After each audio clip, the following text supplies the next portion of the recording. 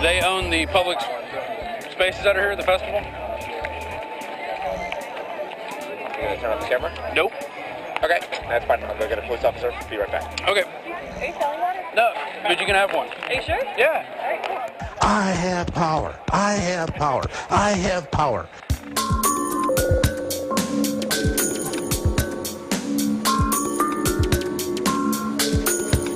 I have power. I have power. I have power.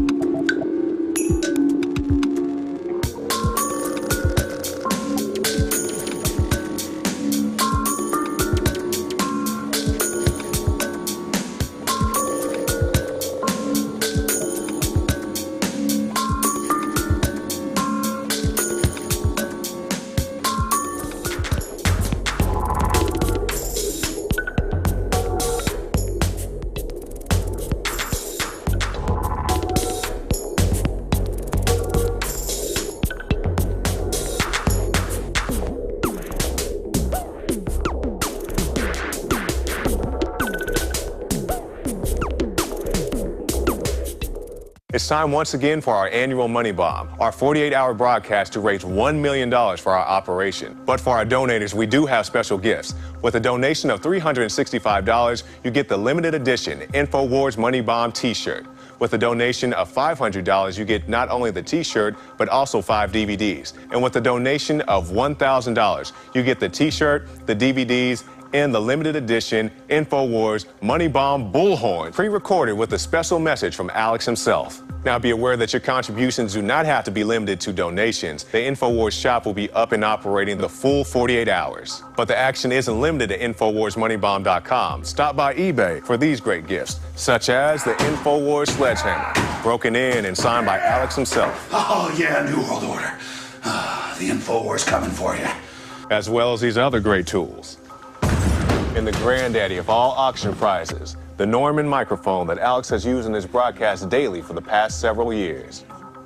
It's InfoWars Money Bomb 2012. And just in case they go out of style this November, we dug deep and pulled out the Obama Joker shirts. And as you can see, it bears the Alex Jones signature right there.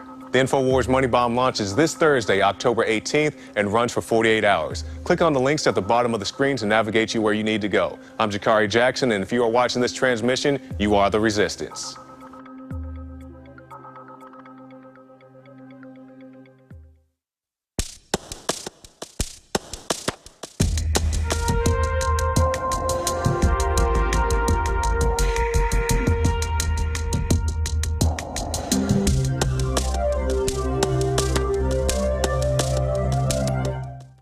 All right, folks, we are live. We just had George Noory, the second biggest talk show host in the world, 20 million listeners a week, on with us for 2 hours.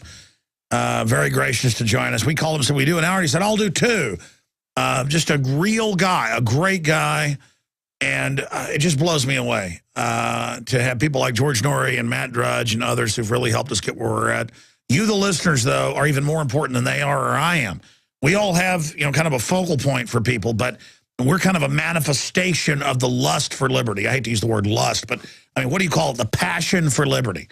And look, I was sitting here about a month and a half ago. You notice we only promoted this about 6, 7, 8 days before. Technically about 9 days before, but really started hyping it about 7 days out. And normally I did these a month out because I'm like, you know what? We can fund things probably. I can get some extra sponsors. We can keep the expansion going, but yeah, it is a depression. Okay, we'll do the Money Bomb.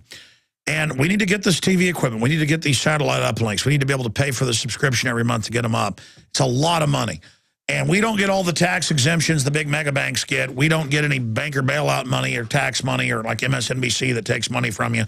If you think this information should be getting out and you want to see it free-to-air satellite, you want to see it, TV isn't just satellites now. For like 10 years, but now almost exclusively, it's mainly these big file sharing systems that you sign up with and get vetted to be part of, where you can use other media stuff, they can use theirs. Then you've got to let those stations, AM and FM, but mainly TV, UHF, VHS cable, and foreign systems know that, hey, this is free to air. So it won't just be free to air on a satellite. And because those cover different regions and some of them are like $10,000 a month, but we're working on it. Again, because you don't make money when you put the show out to Europe and places. It's kind of like the Christian channels. They're not making money. They're getting the word out to people. And that's what this is. It's like, hey, we want the money to just put this out over the world. It's big audiences. It just doesn't make money for this operation. But we're not after money. Money is a tool to get us where we're going to defeat the globalist. But domestically, these news sharing systems, one of them, what's the name of it, John, that we've been researching and using? Yeah, Pathfire and a bunch of others. We're talking about quite a bit of money every month, but I've actually had stations ask for 5-minute vignettes, news specials, the show. I mean, it's already happening.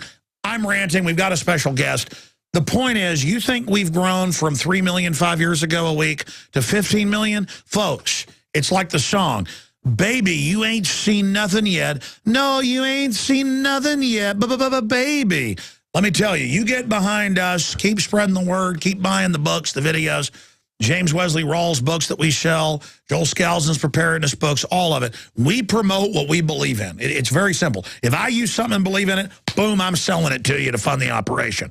Because I like sleeping good at night. And just go donate, InfoWarsMoneyBomb.com or 888-253-3139, 888-253-3139. We've got crew right here to take your call and take your donation right now. InfoWarsMoneyBomb.com with a free video feed. Spread that link to everybody, or 888-253-3139. And we've got free video feeds again at InfoWarsMoneyBomb.com. Help get those out. James Wesley Rawls is with us for the next 45 minutes. And then I'm going to go rest, not really sleep, because then I'd be in a coma to going coast to coast to AM tonight, and then I'm back. 48-hour transmission. James Wesley Rawls. We should have him back more often. People just love this guy. We're going to get into so many of the points that he's really concerned about. He's been an enthusiastic survivalist since his teenage years. He's a top survivalist, survivalblog.com. He's got a new best-selling book out. You know how I knew he had a best-selling book out? My wife bought it, and I read it 2 nights ago. It's in our preparedness area in the basement.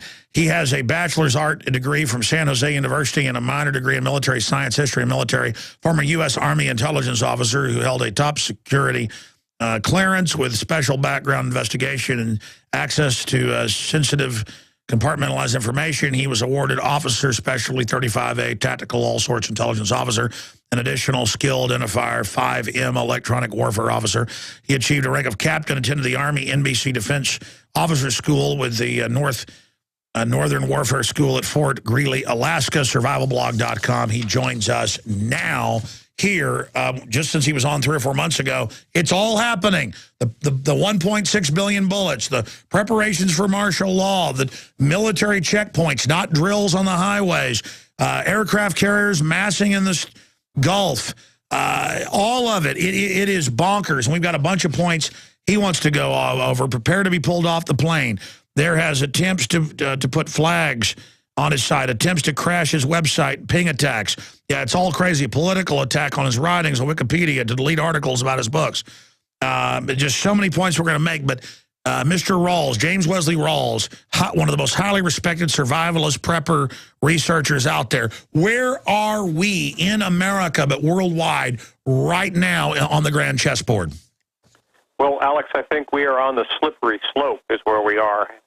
There's obviously huge economic problems that are right on the horizon, and people need to be prepared for those. But there's also the whole political milieu, and it's obvious that if anyone is in the liberty movement or the constitutionalist movement or the prepper movement or the Oath Keeper movement, anyone who has a high profile in any of those movements can expect to be targeted. Anybody who isn't an anti-American piece of filth, anyone who is a real American, basic, red-blooded, good person, we're the bad guys. Yeah, that's right. It's really funny that the people that used to be held up and put on a pedestal are now considered enemies of the state. Anyone who has traditional American values, anyone who's an outspoken Christian, anyone who is opposed to NDAA, anyone who is critical of the government's handling of money, and anyone who's critical of our U.S. Treasury being so deeply involved with the private banking cartel called the Federal Reserve, anyone who points any of that out is going to get targeted. And I think you're alluding to the confirmed. Is be ready for it. Absolutely, I think you're alluding to the prepper put on a no-fly list, can't get back to the U.S. from the state of Hawaii. I mean, right. There will be selective enforcement just like that. All right, well, I mean, continue along those lines. You yourself, I don't talk a lot about this just because so much of it happens it would get old for the audience, but the amount of harassment we've come under in the last month is epic, which again, added to everything else, I can just feel the energy level rising towards a crescendo. Well, yes. I think it's obvious that something's coming to a head. And I think that as time goes on, we'll see more and more hack attacks on websites with denial of service type attacks where they basically try to ping websites off the internet. We'll see tracking of website visitors with things like the cookie attachments they did to my website a few months back. We were able to pretty well document that. And it all got traced back to a big government data center. There's also going to be things like selective enforcement, like the guy who just got pulled off the plane in Hawaii this week.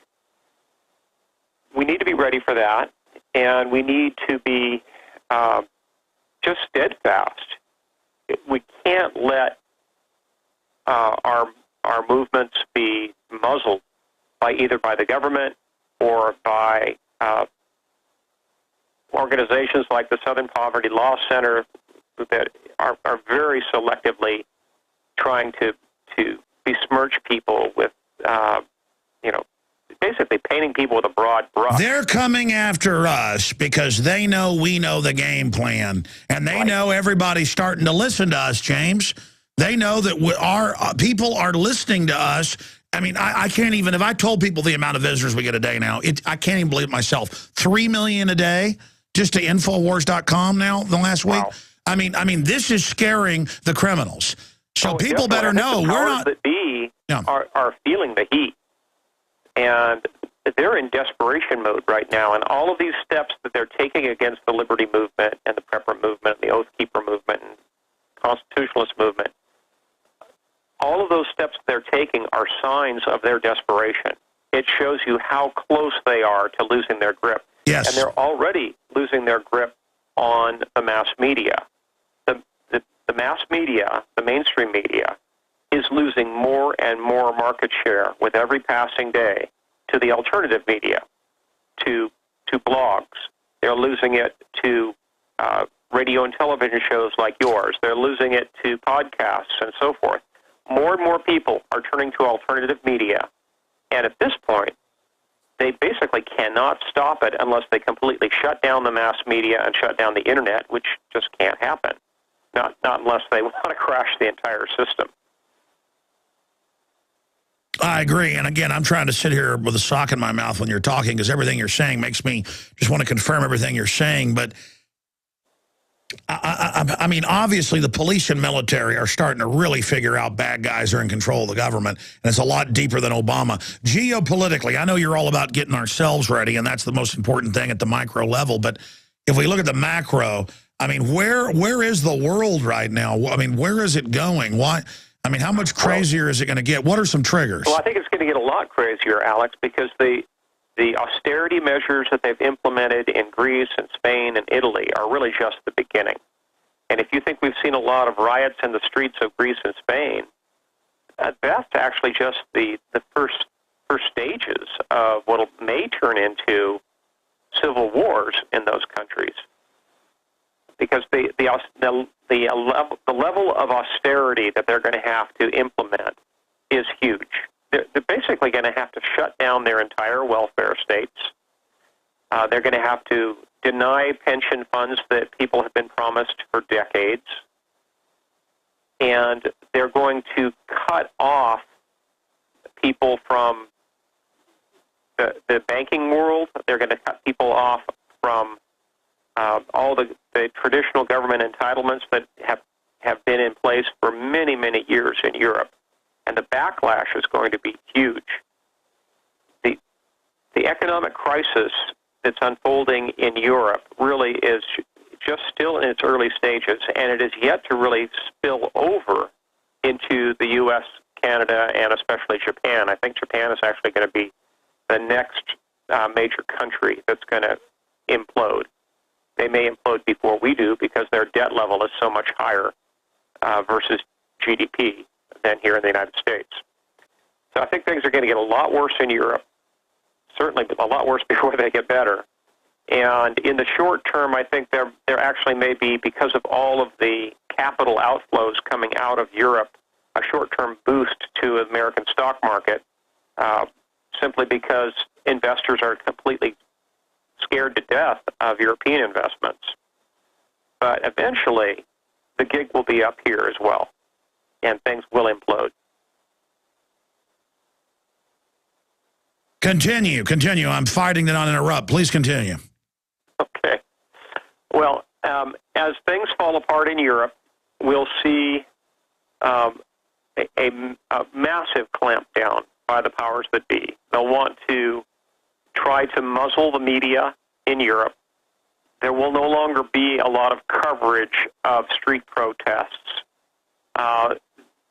If anything, the news that starts coming out of Europe in the new year, I think, is going to become pablum.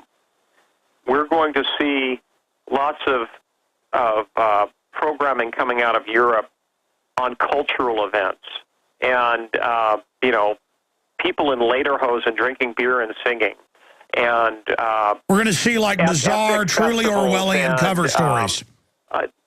The announcements of new car models coming out of BMW and Audi. Okay, that's the kind of news that they're going to shove down our throats from Europe, because they won't want to focus on all the street protests that are going on, because they can't let the cat out of the bag that the majority of the citizenry in Greece is fed up and they refuse to take it.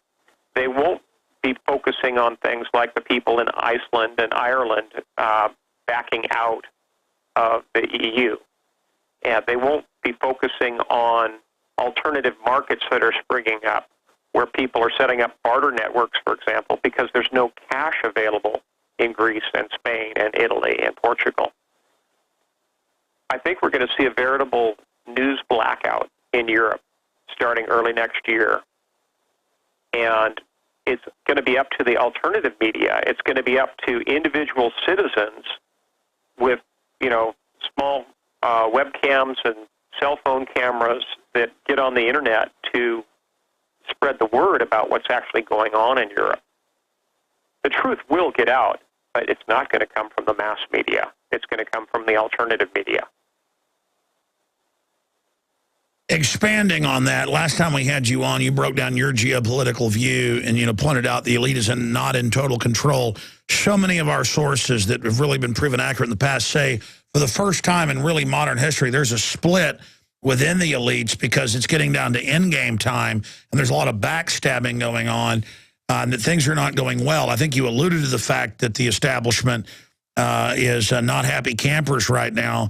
Where would you say the posture of the engineers, the social engineers, is right now? I mean, are things going well? Because I see articles where they brag, yeah, world government's here, we've set everything up. Meanwhile, the ADL and Southern Poverty Law Center say it don't exist. Al-Qaeda is being used to attack Syria, but we've got to give our rights up because Al-Qaeda, is hiding under every table. I mean, things are just becoming cartoon-level insane to where I can't even believe it's gotten to this point, and I'm pretty darn jaded.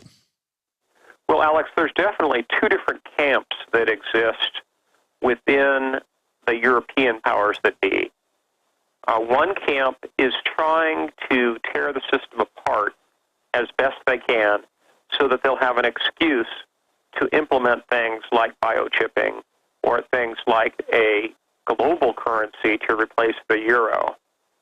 The other camp basically has seen that they've gone too far, and they're worried about revolution or counter-revolution going on in Europe, and they're scared for their own lives. They're afraid that they're going to be swinging from lampposts. So they're trying to slow the other camp down. They're trying to stabilize the situation. They don't want to see any sort of collapse that would endanger their lives or their property. So it's difficult to predict how things are going to play out because there's definitely two camps with two different approaches that are working simultaneously. I don't know who's going to win out. All I can say is that at a personal level, for anyone in Europe and then eventually here in the States, families had better be prepared to hunker down for an extended period of time with commerce completely disrupted. There won't be food on the supermarket shelves for weeks or months.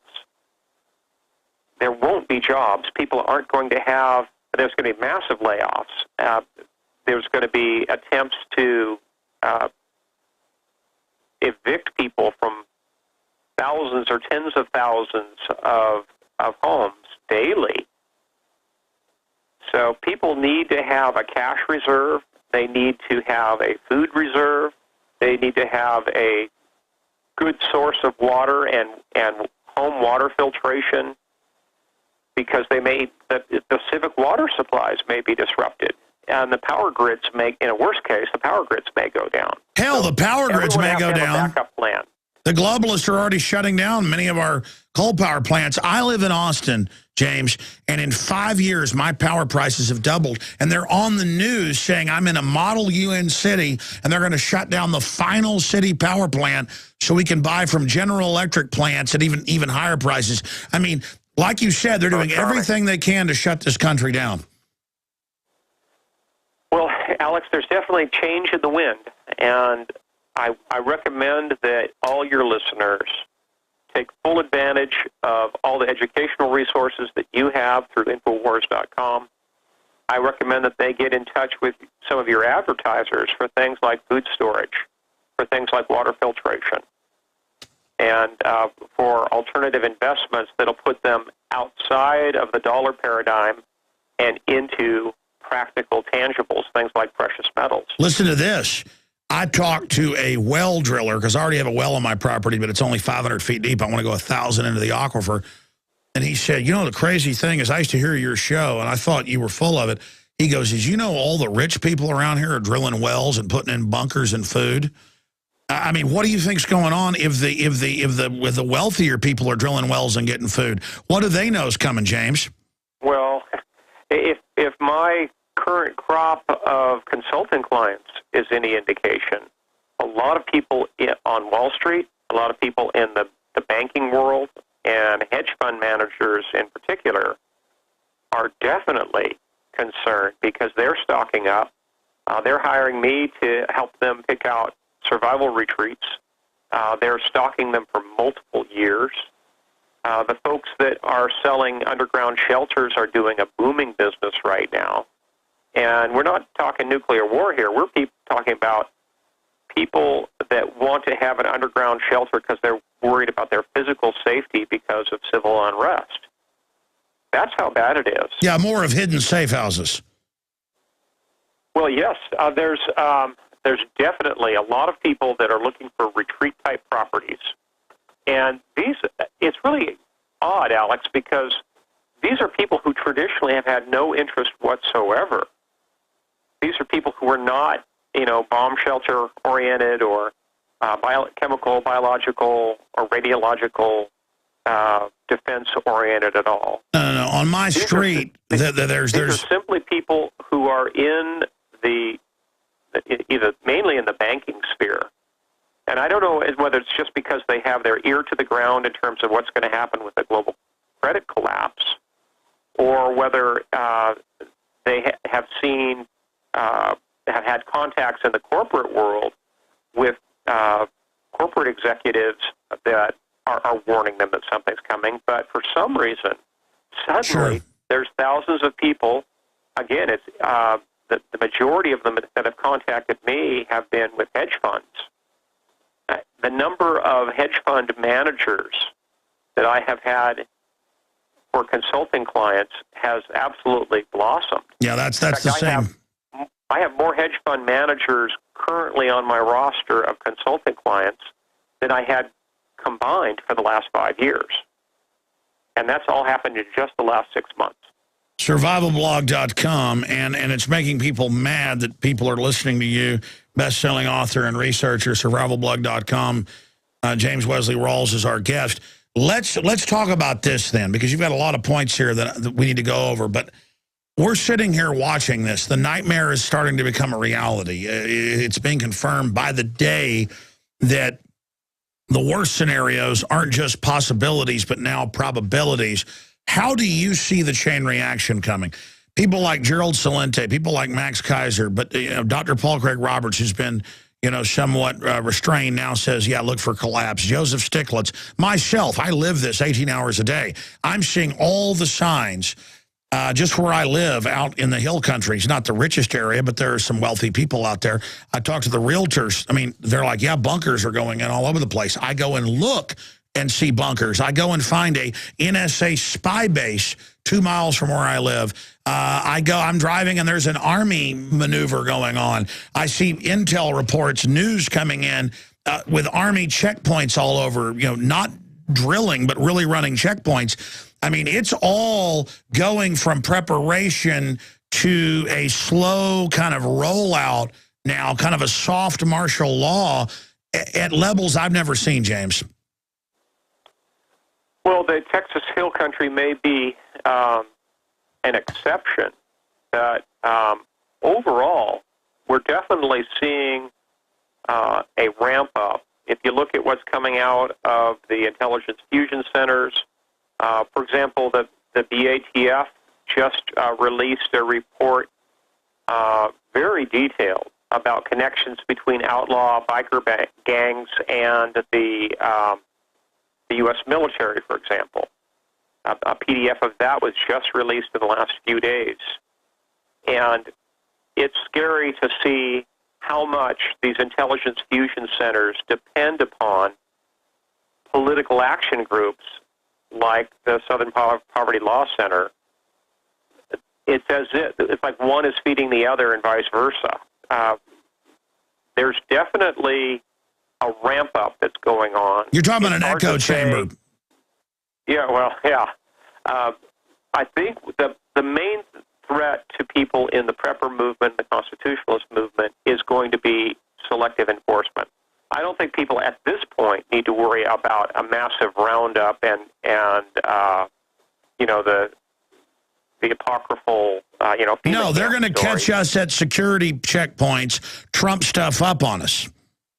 Well, yes, and unfortunately, the way that our statutory system is set up here in the States, at any given time, any given American is probably in violation of 2 or 3 federal laws. They just don't realize it. There's thousands and thousands of laws on the book that come purely out of statutory jurisdiction. These are mala prohibitum. They're not mala in se. And I'm sure you know the difference. Yes. So if they want to nail somebody, they can nail them. And if they can't find something that someone is engaged in, they will either plant evidence or enact some new diktat coming out of some bureaucracy. Well, look at the new executive orders interrupt, where they say, if we say you're involved with anybody in Africa who might aid somebody we don't like, we're taking everything you got. Or if we say you're connected to somebody connected to Iran, we take everything you've got. But, I mean, what about this? What about people that work for the system, realizing it's all starting to come down because nobody's holding the corruption in check? How about people in government, FBI, you name it? I know a lot of them actually are doing this, not doing this. You know, good guys blew the whistle about Fast and Furious. What about not taking some veteran to jail for no reason because you get them at a checkpoint? I mean, what about people in the system going, you know what, this is crazy. We're not going to be part of this. Oh, I'm confident that more and more of that will go on. More and more people are going to simply say no people who are sworn officers who are under delegation of authority for law enforcement agencies in the military are simply going to say, I'm sorry, I can't do that. This goes beyond our mandate. This goes beyond our constitutional authority. We can't do this. And they're just going to say no to that sort of enforcement.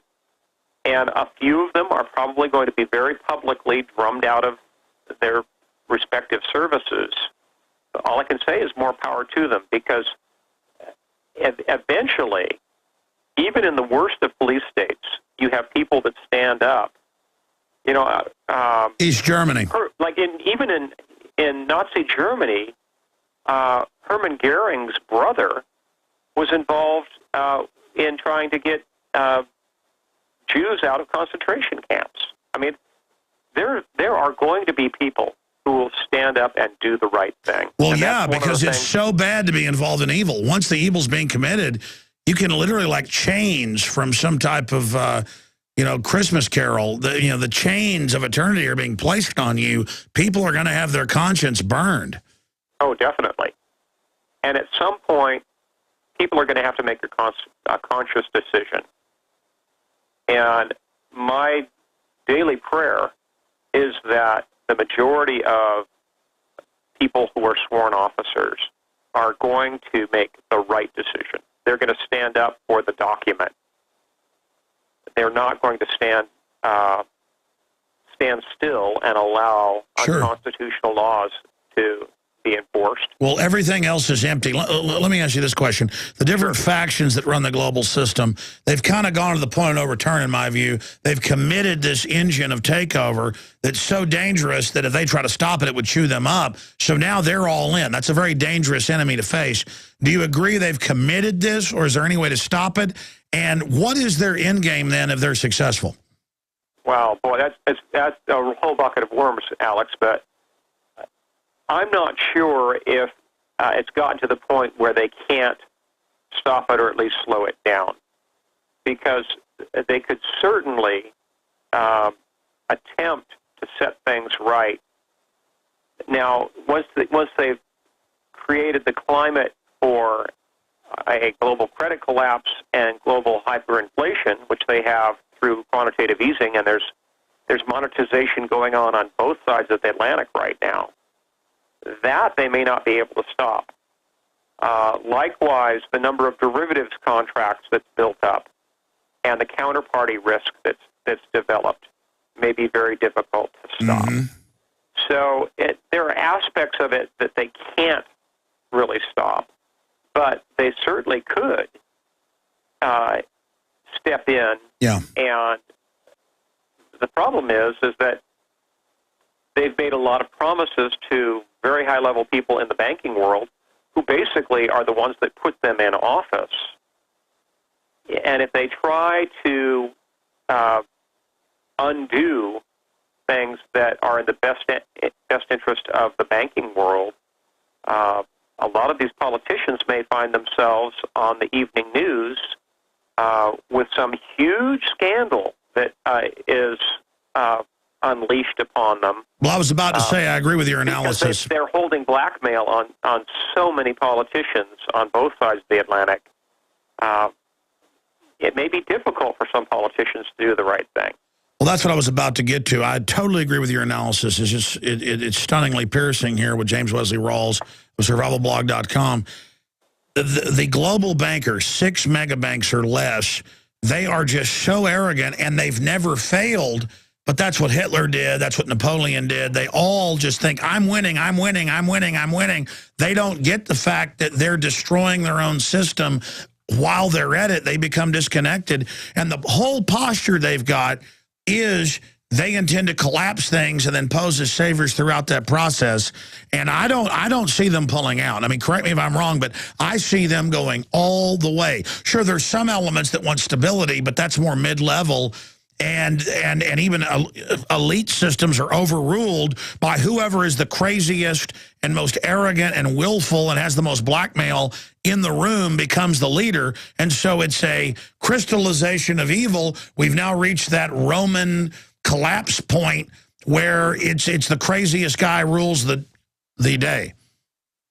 Yeah, we don't know who our modern day Caligula will be, but he's probably there. He's probably going to step up and be the new leader of the European Union or the new global governance or whatever, and he'll be the guy to announce the imposition of wage and price controls, the imposition of currency transfer controls, and the imposition of a new global currency, and will probably be a completely digital currency that may not even be in physical printed form. It may be strictly on a card. And your bank account's worth nothing, and if you don't like it, you're a terrorist. They'll send a paramilitary group by to kill you and your family.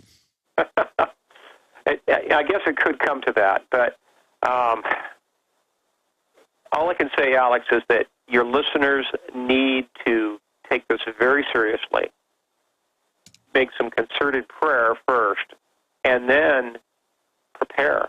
Team up. People need to get smart. They need to get educated on what the risks are and the countermeasures that they need to take to mitigate those risks. They need to team up with their neighbors and friends and co-workers and fellow church congregants. They need to train, and people need to get tough physically. People need to get in better physical condition because we're in for some very tough times ahead. Oh, buddy. They need to wean themselves of their addictions.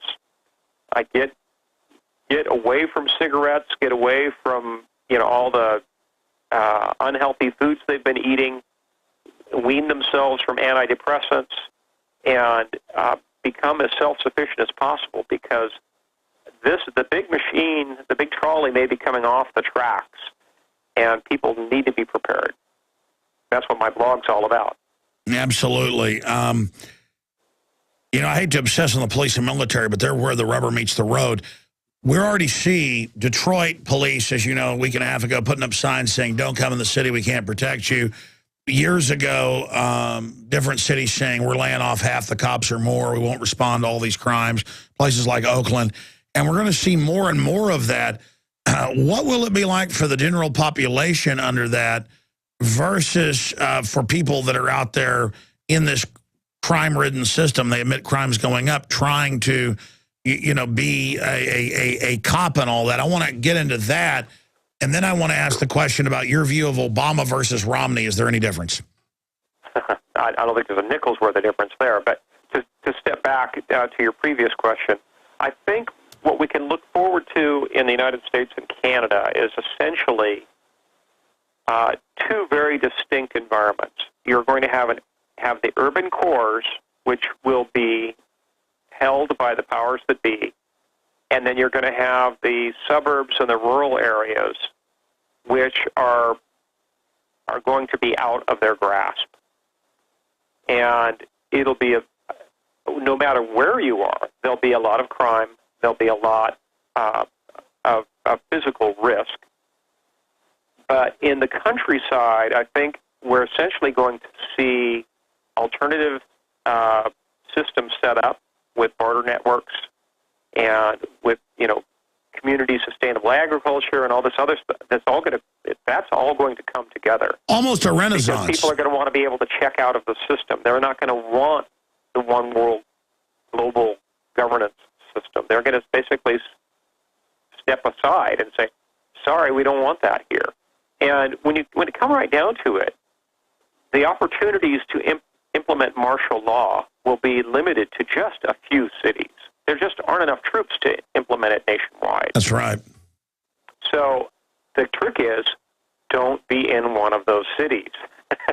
What is that, New York, Chicago, L.A.? People vote with their feet and strategically relocate. And you've had people like Joel Skousen on, who wrote a wonderful book called Strategic Relocation. He was years ahead of me, and he was one of my formative influences. He's been at prepared this game much longer than I have. People need to strategically relocate. They need to be moving to places like the Texas Hill Country or the American Redoubt in my region here, it consists of eastern Oregon, eastern Washington, Idaho, Montana, and Wyoming. That's the main region that I'm recommending. Yeah, Skousen, I think he agrees with you that that's the best area. Well, yeah, he lives in the inland Northwest as well. Although, since he's a Mormon, he includes Utah in the states that he recommends. I actually don't, only because Utah is so arid and relatively overpopulated. It has a higher population density than the area. Yeah, he thinks it's good because the average people have storable food and stuff and are self-sufficient. Well, yeah, it's definitely a cut above. But what is the biggest death trap? The prime areas will be the ones that I mentioned. What's the biggest death trap? New York City? Yes, definitely. Specifically Long Island, I think, will be the statistical chances of making it out of there alive are going to be in the single digits. Because when everything falls apart, there will be no transit out of New York City. There's only a few bridges and tunnels that connect Long Island, and it doesn't take a lot to shut those down. And whether it's a terrorist incident or whether it's martial law or whatever, there's going to be a lot of people trapped. Well, look at Katrina. I mean, imagine New York City and Long Island during any type of crisis. It's a death trap. It really is. And there's a few others like it. Actually, Seattle is also very geographically isolated, for example. And there's a number of other cities where basically the number of thoroughfares out are geographically determined. And I've always been from the geographical determinist school of history, much less modern geography. You don't want to be in a major urban area when things fall apart. Because from an actuarial standpoint, your chances are going to be slim to none. The big cities are going to be public health nightmares. The gangs will take over. The few police and firemen that are there are primarily going to be at home taking care of their own families. They'll be terrified, really.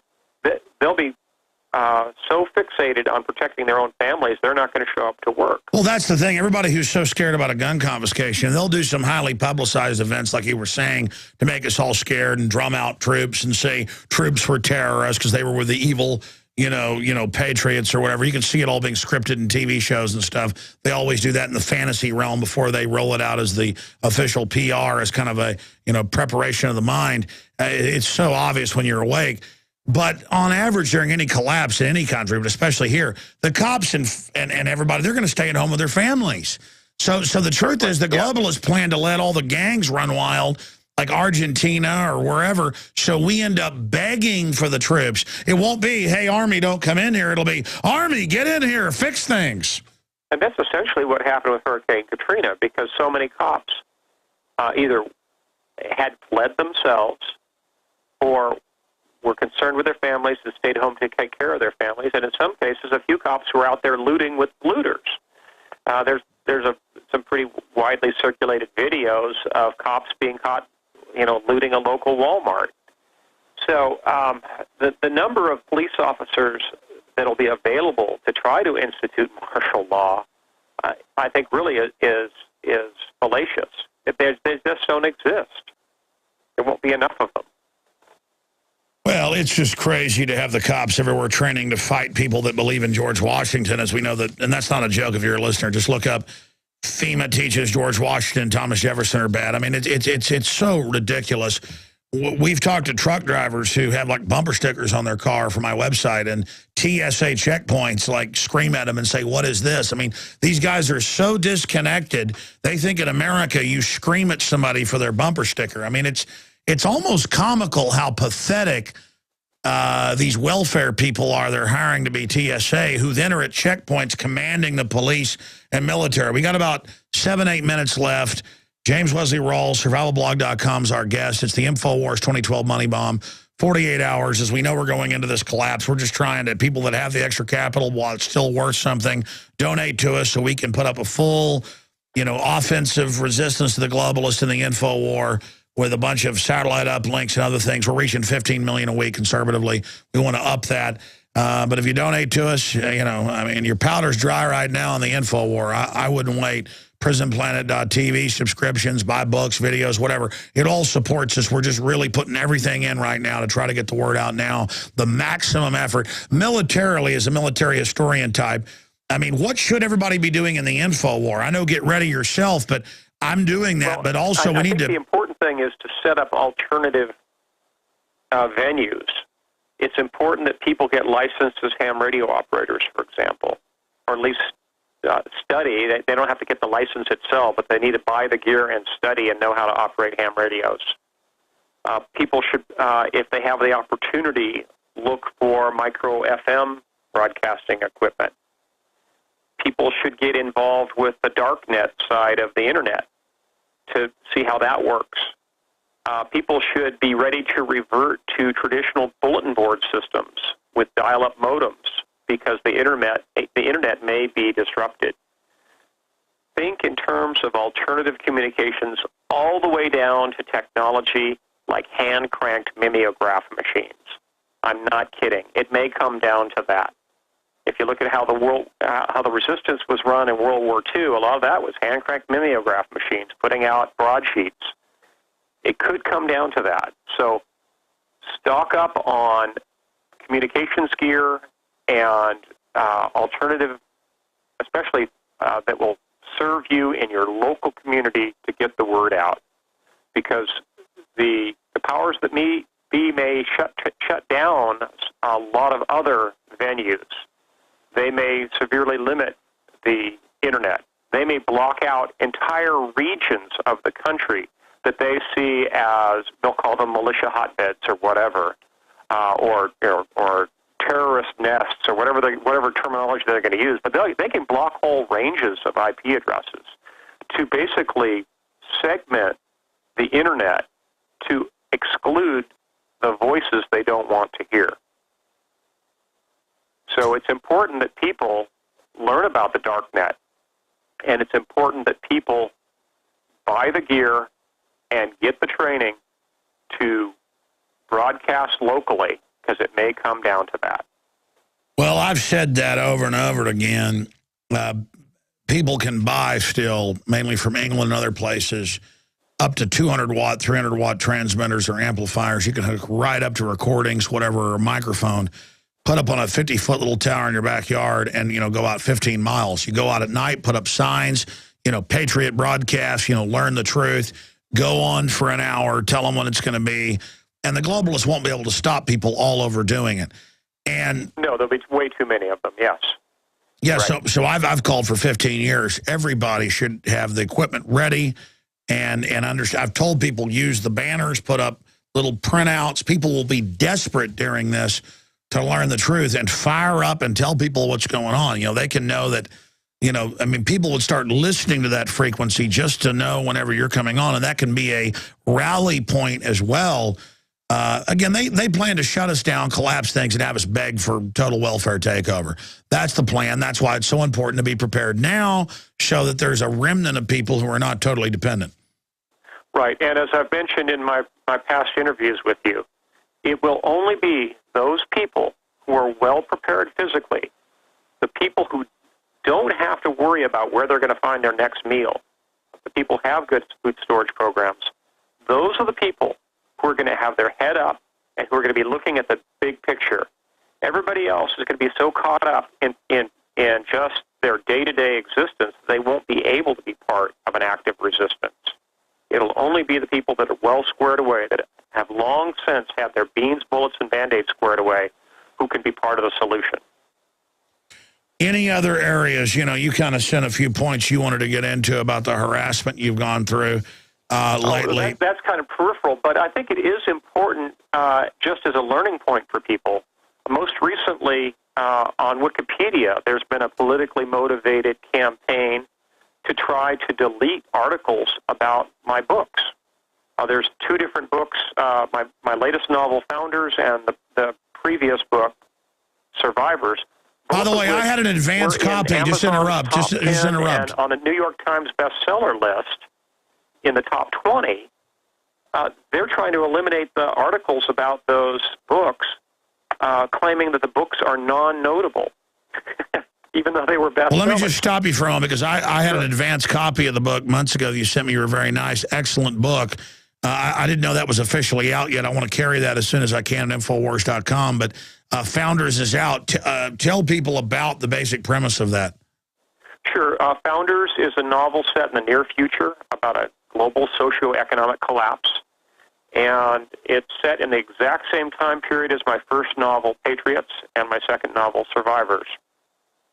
I took the approach with my sequels, instead of following the same characters farther into the future, as most sequels do, I instead focused on the same time period. So the novels are all contemporaneous, but the geography and the cast of characters is different with each sequel. So the latest one, Survivors, is set primarily in Kentucky and Tennessee, and then there's a major subplot that takes place at Malmstrom Air Force Base up in Montana. And there's also a focus on some characters from my first novel and their cross-country trek from Chicago all the way to Idaho in the midst of the collapse. So that's my latest novel, Founders. It hit number 4 on Amazon, and it was number 11 on the New York Times bestseller list the first week that it was out. But in addition to the campaign to try to get the web pages, the Wikipedia pages about my novels deleted, there's also been a concerted effort to try to slam my novels' ratings on Amazon. There's a campaign that's obviously orchestrated where people are putting up 1-star reviews of my novel. Well, you know why? Because they know a lot of public that's scared won't read reality stuff, but they'll read historical or near-future novels. And so Right. they're scared of the narrative you've put out, because you wrote books, I don't know, 20 years ago predicting all this. They're scared of you. And again, that's the sign you're having an effect. And I just can't believe these people that serve the system are busy fighting us when all we're trying to do is have a civilization. These globalists are so hell-bent on dominating that they're destroying the very system that gave them their power to begin with, which is always the downfall of the evil, as they end up destroying them. Yes, I think they're about to be hoisted by their own petard. And all we can hope for and pray for is that we will be in the right place at the right time with the right people. That's my daily prayer. And we have to trust in God, God's providence, to protect His covenant people. And when things do fall apart, I'm confident that there'll be enough people in the right place at the right time, that there'll be I agree. a legion of folks who will be there to reinstitute constitutional government and small government. That's what we really need. Exactly. The globalists hope is when things collapse, they can bring in total communism, controlled by the bankers who are exempt from it, as a supposed solution. But in closing, 'cause I know you've got to go. We've got another guest host coming up, Linda West, with her guests, that we're waiting right now.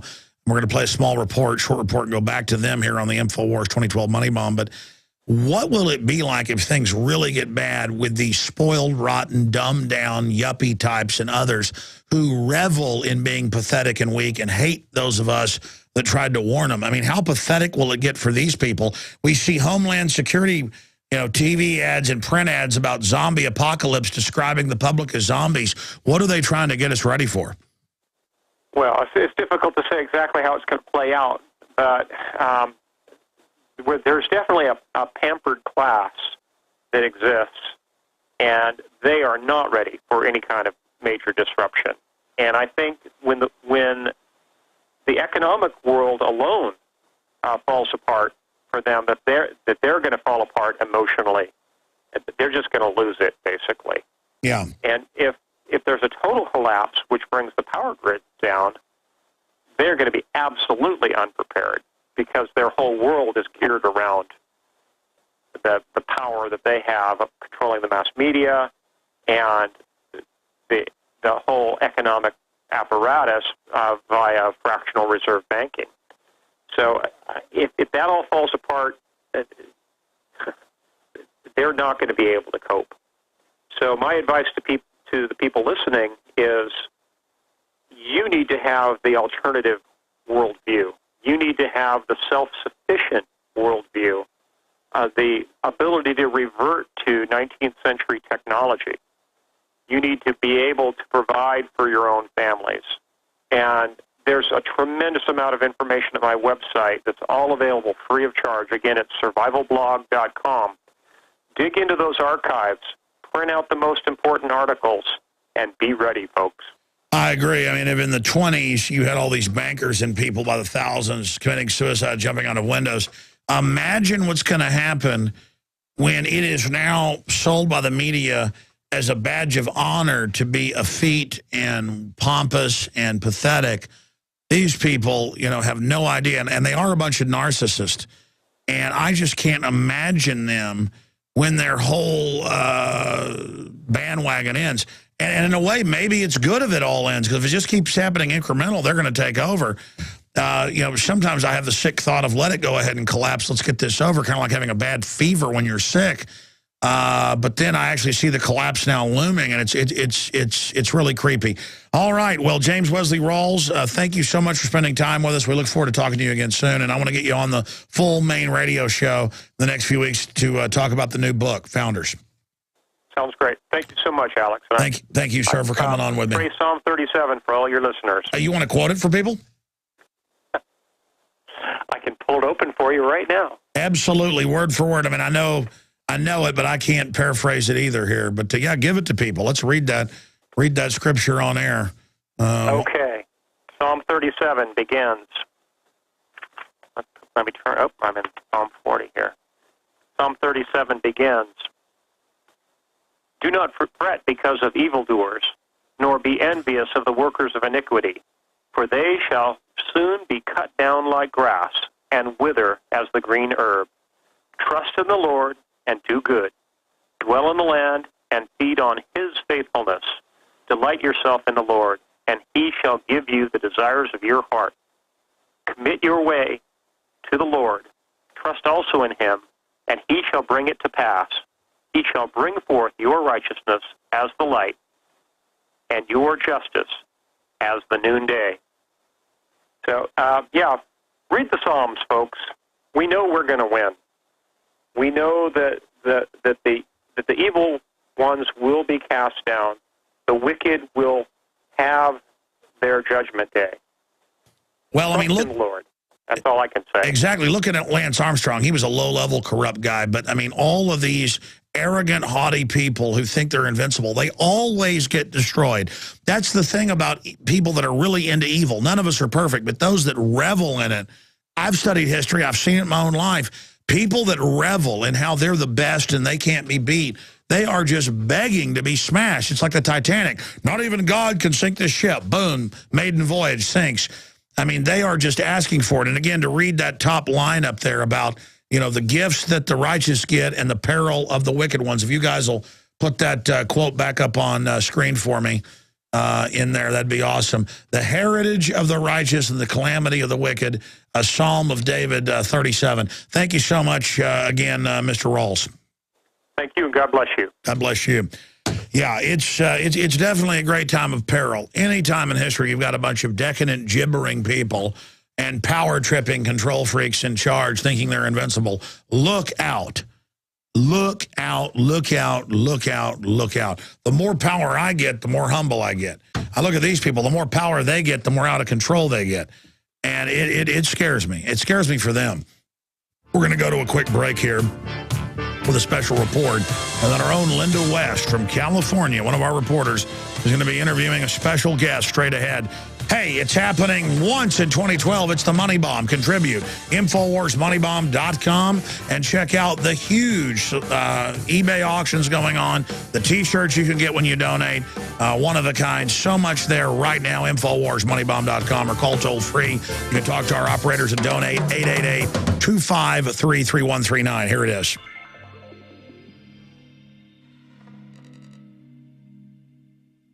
Alex Jones here to cover a topic, an issue that is one of the most important I've ever discussed. This information is very closely held by governments and elite corporations. They do not want you understanding this. Now, many of you that are already aware of this, it'll seem simple. But large swaths of the global population have no idea the real geopolitical paradigm that we're living in today. Today, we will look at the real forces, the real players in the battle for 21st century global hegemony. I'm going to break down who really rules the world, how they control the planet, and how they are trying to usher in a world war that is really pointed at the general population. To begin my illustration, I have 3 different board games here. Chess, the classic game of Risk, as well as Monopoly. And we're going to look at these systems of stylized warfare. And between these 3 systems, we find the truth of the system that we're living under. How do we know that system? Well, books written by people like Carroll Quigley at Georgetown, Bill Clinton's mentor. They think we're stupid, and so we have their own documents. To begin with, I'm going to use a Lego chess set as an illustration to break down primitive forms of government, warfare, and domination. If you look at this set, you notice there are 2 sides. There is the red and there is the green, or there is the black, there is the white. From the beginnings of civilization more than 6,000 years ago until about 1700, this was the model of warfare between nations. There were occasional alliances, but by and large, warfare and politics was carried out in a very 2-dimensional way, like a chess set. You have the ruling class, the royalty, the priest class, the military elite, the generals, and in front of them, you have basically their conscripts or the lower class fighters, who can also represent just the general population. And these 2 groups are engaged in warfare and base domination against each other to control larger areas of land and the vassal populations living in serfdom upon it. One area that we see from the ancient chess model that is still used in statecraft by the globalist is the fact that sometimes wars were launched, in the case of the French and the British, against each other when they had rebellions at home. They soon learned it was a way to turn inner anger at the state against a foreign state and to reduce the population of young males that you didn't have jobs for. The 2-sided fight is a bygone era. In truth, for more than 300 years, the globalists have been financing multiple sides of wars, knowing that conflict destroys nations and gets countries deep into debt. And that is the key. They're financing both sides. And we see this being pioneered by people like the Rothschilds, starting in the 1700s and 1800s, where they would finance sometimes 3 or 4 different factions, and it didn't matter who won because all of them were in debt to them and had societies that were wrecked after the wars. Next, let's look at the game of Risk. These are primitive attempts to distill down human conflict and domination into a game you can play in a few hours. The militaries all have basically equal resources, equal numbers of troops, and to enter into the equation some type of random probability, we have dice and we have cards. There is no discussion here on looking at the real model that we are under today. We're going to come back to Risk here in a moment, but first let's move to the game of Monopoly. In the game of Monopoly, you have different economic groups, or 4 players, that attempt to engage in economic warfare against each other and then be able to create a monopoly or a single entity that is in control of New York City. To understand the real system we're under, it's important to combine Monopoly and Risk with an overlay of strategy from chess. And this is a key part of the real system we live under today. The founder of the Rockefeller dynasty famously said that competition was a sin, and they wanted big governments that they financed and control to be able to shut down their competition and pick winners and losers. This is the essence of monopoly capitalism, the opposite of free market, and is simply a form of fascism, what Mussolini called corporatism. So out of these 3 board games, Monopoly best describes our modern system. But it itself is only 2-dimensional. You see, the private Federal Reserve that's owned by 6 private banks, Goldman Sachs, JP Morgan, Bank of America, and others, they always win. You're playing their game. You think you're battling it out for houses and apartments and for Park Place and for the electric company and for the railroad and for the top hat and for the fashion show. But it's the bankers that control the politicians. They've got the get out of jail free card, and they've got control of the money. The Treasury works for them. So the bank always wins. But what happens if a country won't sell? What happens if an African nation won't play the monopoly game? Or what happens if a Middle Eastern country doesn't want to be part of the modern bankster system based in London and New York? Well, then that's where risk comes in, because they want to be able to take you over through economic espionage, as John Perkins has written in his bestseller, Confessions of an Economic Hitman. But if they can't, this is in all the official CIA and State Department documents, they will then come and finance your neighbor to attack you. So Libya's not playing ball.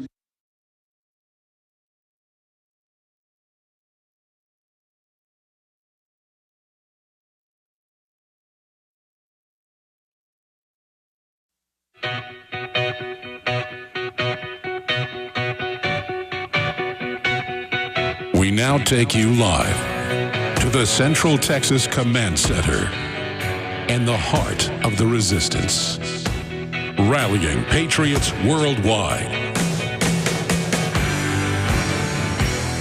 You're listening to The Alex Jones Show.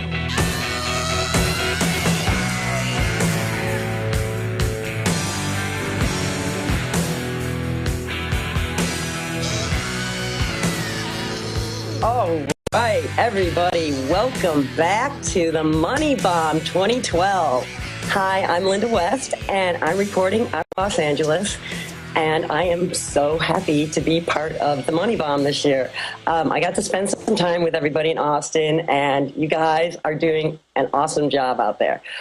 So, where do I start? I wanted to talk a little bit about how I ended up coming to find Alex Jones and why I'm here today.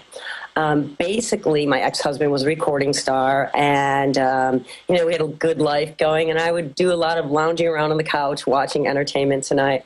And don't get me wrong, I have my own things that I've done, but at that time I was kind of leisurely, and he would listen to Alex Jones all the time, and I'd hear Alex in the back kind of ranting about something, and I'd be like, what are you listening to?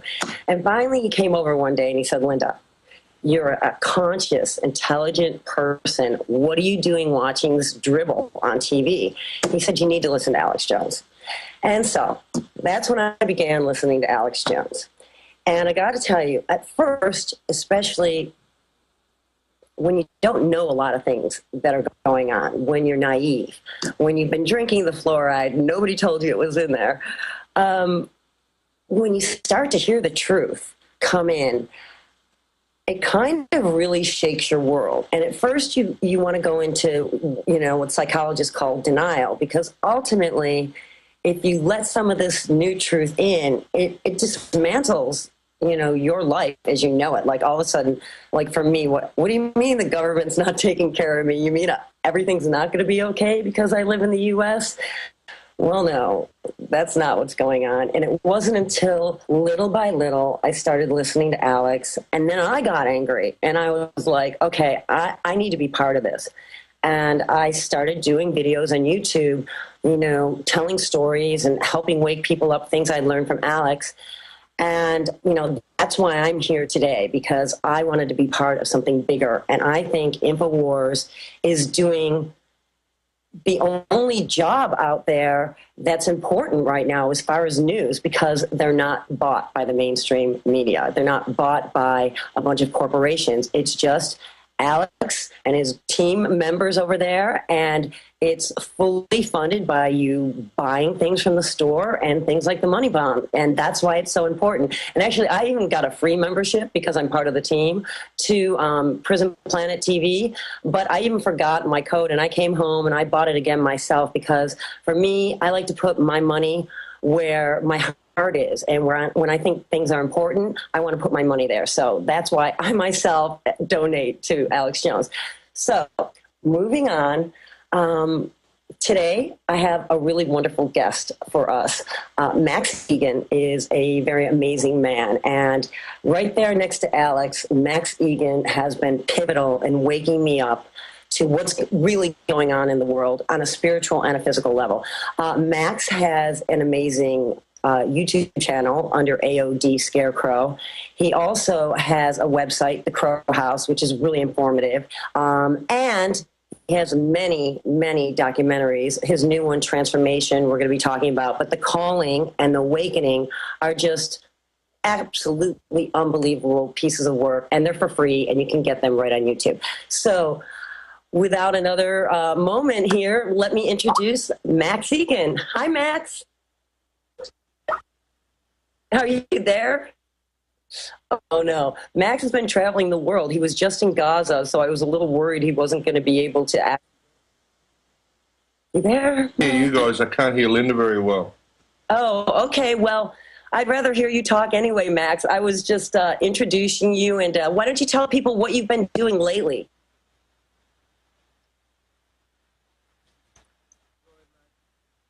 Hello, can you hear me?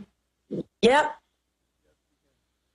I can hear the guys in the control room very well, but I can't hear you very well, Linda. Oh, no. Okay, well, that's going to be a little difficult to interview you then. Well, maybe the guys can help fix that. So I'll type it in for you, Max. What have you been doing? You've been on tour, world tour. You were just in Gaza. Do you want to talk a little bit about that?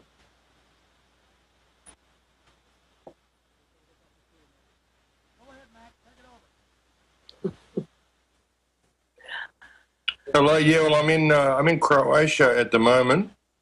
I've been touring all around. I went through Egypt and been through London and a lot of places in Europe, and I'm currently in Croatia, which is very interesting. I've been all sorts of places. Actually ended up in Gaza for a little while as well, which was a real education. So it's been good. I was going to come to the United States and see you, but I haven't managed to do that. I've decided I'm just going to pull the pin and try to get home at the end of this month. Well, I'm not happy about that, Max. I got the room all ready for you, and okay, I guess I'll have to lure you next trip. I understand you've been all over the globe practically. So thank you for being here since it's early in the morning with you. And so, Max, a lot of my subscribers, when I let them know I was going to be interviewing you, they had questions. So I was wondering if you would mind talking about a couple things they wanted to know about. I guess he can't hear me yet. Okay, so I'll just ask a question and maybe you guys can relay it to him. All right, let's talk. You want to talk about the TSA? Okay. What would you like to talk about with the TSA? I'm sorry. Max can't hear us. Is that what's going on? Okay. Okay. Well, let me talk about Prop 37 and GMOs, because that's really, if you don't mind, is that okay with you, Rob? Okay. Well, as you may or may not know, what's going on in California is there's a prop called Prop 37 that would make it mandatory to label GMOs. As you know, GMOs are not labeled. They're not labeled. Let me just back you up a little bit so you can understand how this went. A lot of people here probably know, but if you watch the chain of events, it's really disgusting, because Mike Taylor was a lawyer for Monsanto, which is one of the biggest GMO companies out there, along with DuPont, Syngenta, PepsiCo. But Monsanto seems to be a little extra evil. And his lawyer, Mike Taylor, somehow ended up in a very top position at the FDA very shortly after working with Monsanto. And when the ruling came down whether or not GMO, genetically modified foods, now let's get this right, these foods are not natural in any way. They're actually created in a lab. And when doctors even go to classify them, they can't classify them on the planet. They're not a food, they're not a virus, they're not a bacteria, they're nothing that actually exists on the planet, okay? So these GMOs were created in a lab. They look the same as other food. They even look better sometimes, and that was the whole purpose behind it, was that this produce was going to look great and somehow also feed all the starving people around the world. That was what they were promoting anyway. And, of course, that wasn't the truth. They had not done any studies on it, haven't let any real studies been done. And, in fact, when the FDA people did do the studies on the GMOs, they wrote letters to the White House. They were very upset and said, we can't let this go out. We haven't done enough studies. And what we have done is not showing up, very good things. Well, these people consequently got fired or shipped off to, Anchorage. And what did happen was Mike Taylor, now the head of the FDA, passed the regulation that GMOs didn't have to be labeled because they were the same as foods that grew out of the ground. Right, I can see how he could think that. Something you put together in a lab and full of poison is the same as something that grows out of the ground. Okay, so there we see where it began. And now, of course, Obama has made this same person, this Monsanto man, is now our food czar. So that's what's going on with our food. We've been just sold out completely when it comes to our food. So what's going on with Prop 37 is finally on the ballot in California. They're going to put it on there that you have to have GMOs labeled. You have to give people a choice. Let them know what they're eating. Let them choose at least. You can't hide this any longer because studies show that once people know GMOs are in the food, they won't buy them, which is why I have to go back to the amazing, and maybe you can play part of this, you guys, news story that Aaron Dykes and Melissa Melton did with Whole Foods. And it was just disgusting when they went in and talked to these people, and the heads of Whole Foods admitted, she was like, oh, you can't expect us to be testing for GMOs. They're in everything. It was like, yeah, when I'm paying 3 times as much to go to your store because I assume you're doing that homework that I can't do myself because they're not labeled, yes, I assume I'm not eating GMOs. Yes, I assume when it says all natural, it's actually all natural. I have been going to Whole Foods for years, as a single mom without a lot of money, paying that extra money to Whole Foods thinking I was actually getting something healthier for my son. I, for one, am angry. I got ripped off so they could profit. And so if you guys haven't checked out that clip by Aaron Dykes and Melissa Melton, you really have to take a look at that because it really shows what's going on with Whole Foods and just how corrupt Monsanto and the whole GMO pushing corporations are. And I might add, it's just coming out now that there's a bunch of anti-Prop 37 ads going on in California. Now, you got to remember, Monsanto actually sued the state of Vermont when they tried to label GMOs. They put it on their ballot, and Monsanto sued Vermont, and they took it off the ballot. What happened here was all of a sudden millions of signatures got dropped off the petition somehow. But because so many Californians are really, gung-ho about healthy food, they managed to keep it on the ballot. But we've got millions and millions of dollars, and it's being traced back to Monsanto from what I heard. It just came out today, a story. I'll have to find the link for y'all. Is the one behind all these anti-Prop 37 commercials going on. And they've got farmers on there acting all pitiful, like, oh, my God, you'll put me out of business if you vote for, to label these, GMOs. Folks, the truth is Monsanto has hundreds and thousands of our small farmers in litigation right now. He's single-handedly trying to put them out of business. He sues them because his super toxic seed blows into their all-organic field and then takes root, and they're trying to get rid of it so it won't pollute all their organic food.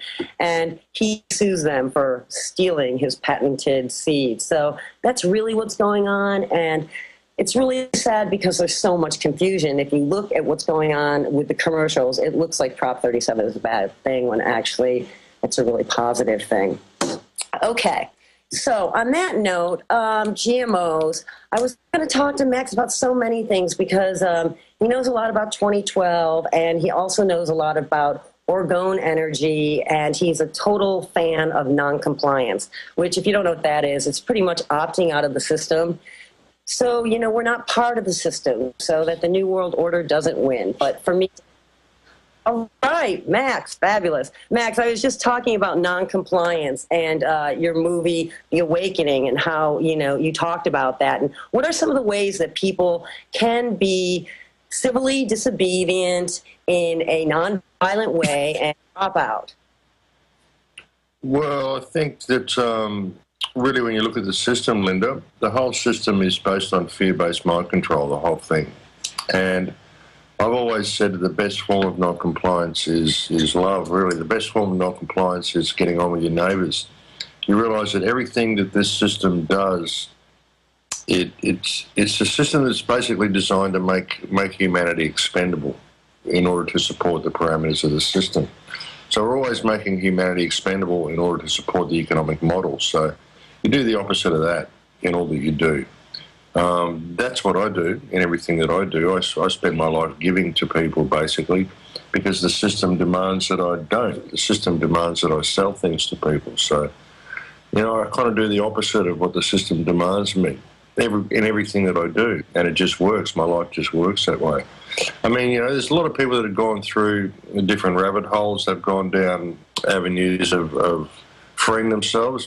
People like Robert Paget in Canada have gone down different avenues, and the free man movement, all this sort of stuff. But I think the best thing to do is to realise that we already live in a society. We need to take this society with us in whatever we do. So we just stop complying with the parameters of this society.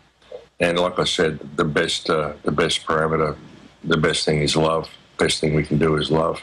It's a bit early in the morning for me here, guys. It's 6 o'clock in the morning here as well, by the way. You've got me up early, so I'm not quite with it at the moment. Oh, you're always great, Max. To take a quote of yours, I was watching one of your pieces, and you were talking about how the New World Order funds both sides of the war, and they try and tell you, well, we've got to go to war to make peace, and peace is war, and war is peace, and peace. And you said you don't go to war with the people to make peace. You go to peace with the people to make peace, and that's just profound. And can you illuminate a little bit more on that? It kind of goes with your love. Well, you don't go to war to make peace. It's just not what you do. And all of the wars are contrived. All of the wars that we fight are contrived. People that listen to this show should know that they're all contrived. None of the wars that we've fought in the last 200 years have been fought on any of the reasons that they gave us for these wars to have been fought. And recently I was just in Gaza, and that was remarkable just to see how people are used as political footballs. To see the situation in Gaza and to see how it's never going to be healed, it's just there to create war, is quite shocking to go and see it firsthand. They're just forgotten people, and we've got to start realising what's going on here with these wars and with this whole system, the way it is, the way it functions. The whole system, it only functions because we hold it up, we support it. That's the thing. So we can point the finger at the Rothschilds, we can point the finger at the banking cartels, we can point the finger at the governments, but ultimately we're the ones that are holding it all up. I've often said to people that what your relationship with government is one of fiduciary trust, and we need to put it back into that as well. We need to understand that that's what our relationship with government is.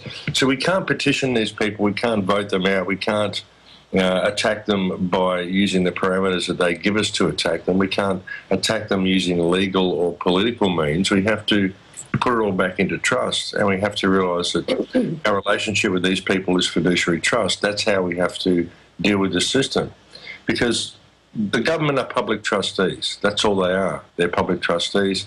We give them the power that they have to enact the laws that they use to take our rights away to have these wars and to do all the things that they do, because we don't realise that our relationship with them is fiduciary trust. So that's where I believe the solution lies. That's how we have to deal with the situation.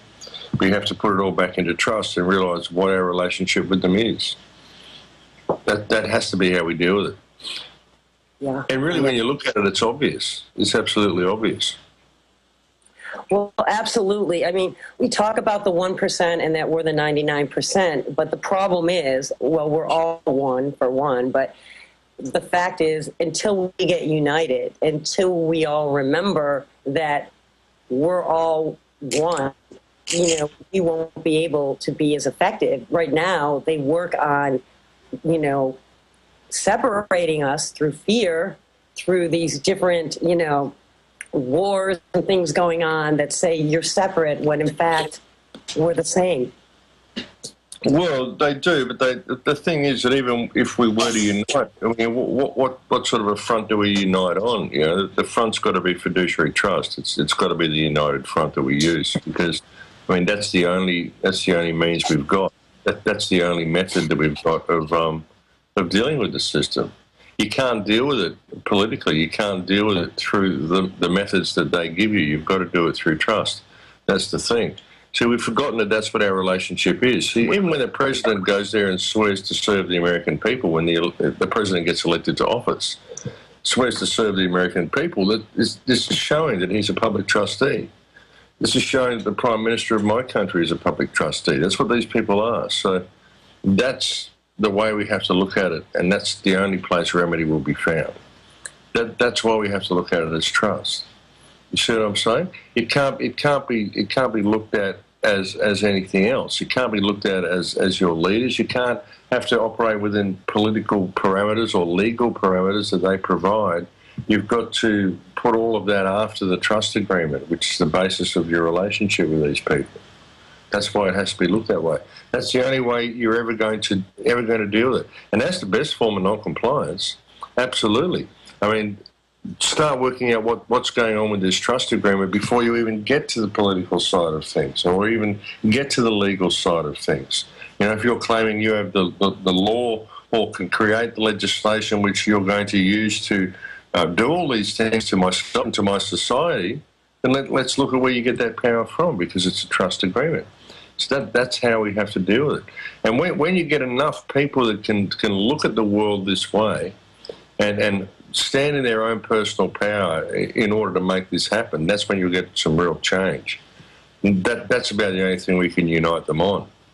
You know, there's certain symptoms we can use to hopefully unite them, things such as coal seam gas mining, which I thought would be a great symptom we could use to unite the people, because, I mean, that's something that affects everybody. But even when people do see something as major as coal seam gas mining right in their face, again, they still don't know how to unite. So that's where it all has to come back to trust. That's the front that they need to unite on is fiduciary trust. Good points. Good points, Max.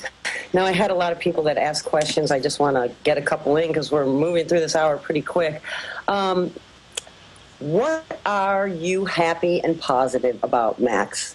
That's what a viewer wanted to know. That's their question for you. What am I happy and positive about? What do you see good? Oh, look, I see it all as good. I mean, I see it all as opportunity. I really do. I think that all of this really negative stuff that's happening, I think this is providing the human race and human consciousness with the greatest opportunity we've ever had for real freedom. Because I don't think we've ever been free in the past. I don't think there's ever been a time in human history when we've actually been free. Yeah, you know, right. We've had freedom of choice, but we've never really had freedom. Because I don't think we've ever been emotionally evolved enough or spiritually evolved enough to deal with freedom. But I think that now we are actually getting to a situation in human history where we might just be getting that spiritual evolution happening. We may just be psychologically evolved enough now to deal with the concept of freedom. And I think that all of this in-your-face stuff that is in our face is being provided for us to give us that opportunity. You know, we wouldn't be waking up if it wasn't getting so negative. So, yeah. I think it's all positive, Linda. Yeah, I'm with you, Max. I mean, I see a lot of dark things happening, but I see, like you said, people waking up from that. Because sometimes, you know, if there's not something bad going on, people are just slumbering away. It's just like, you know, and finally we start to see things happening and people start waking up. And the important thing is so many people they get lulled to sleep with TV. I know you're an anti-TV person, or food or whatnot, or alcohol, and they just get in this kind of sleepwalking spirit realm where they're not in themselves. They're not actually feeling or seeing what's going on. And then when they actually do start to wake up, like you said, this whole concept of freedom, when, you know, we think we're free, but we're not that much different than China in the fact that all the things that get filtered through, you know, the propaganda that is mainstream news before it gets to us. But moving on really quickly, another question that's, you know, goes along with this, 2012. Now, I'm an author on books about 2012. I connected a code, spent time with scientists in the rainforest.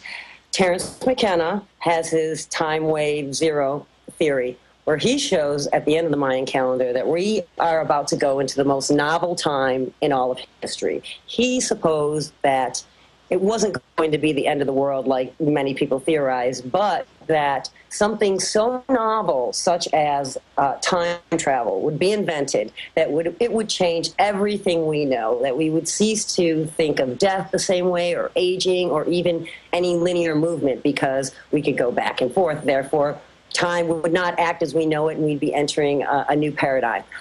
What are your feelings about 2012, and what do you see coming? Because December 21st, 2012, it's right around the corner here. So what are your feelings about that? Yeah, look, I don't think it's going to be the end of the world. I really don't. I think that it's the end of one cycle and the beginning of another.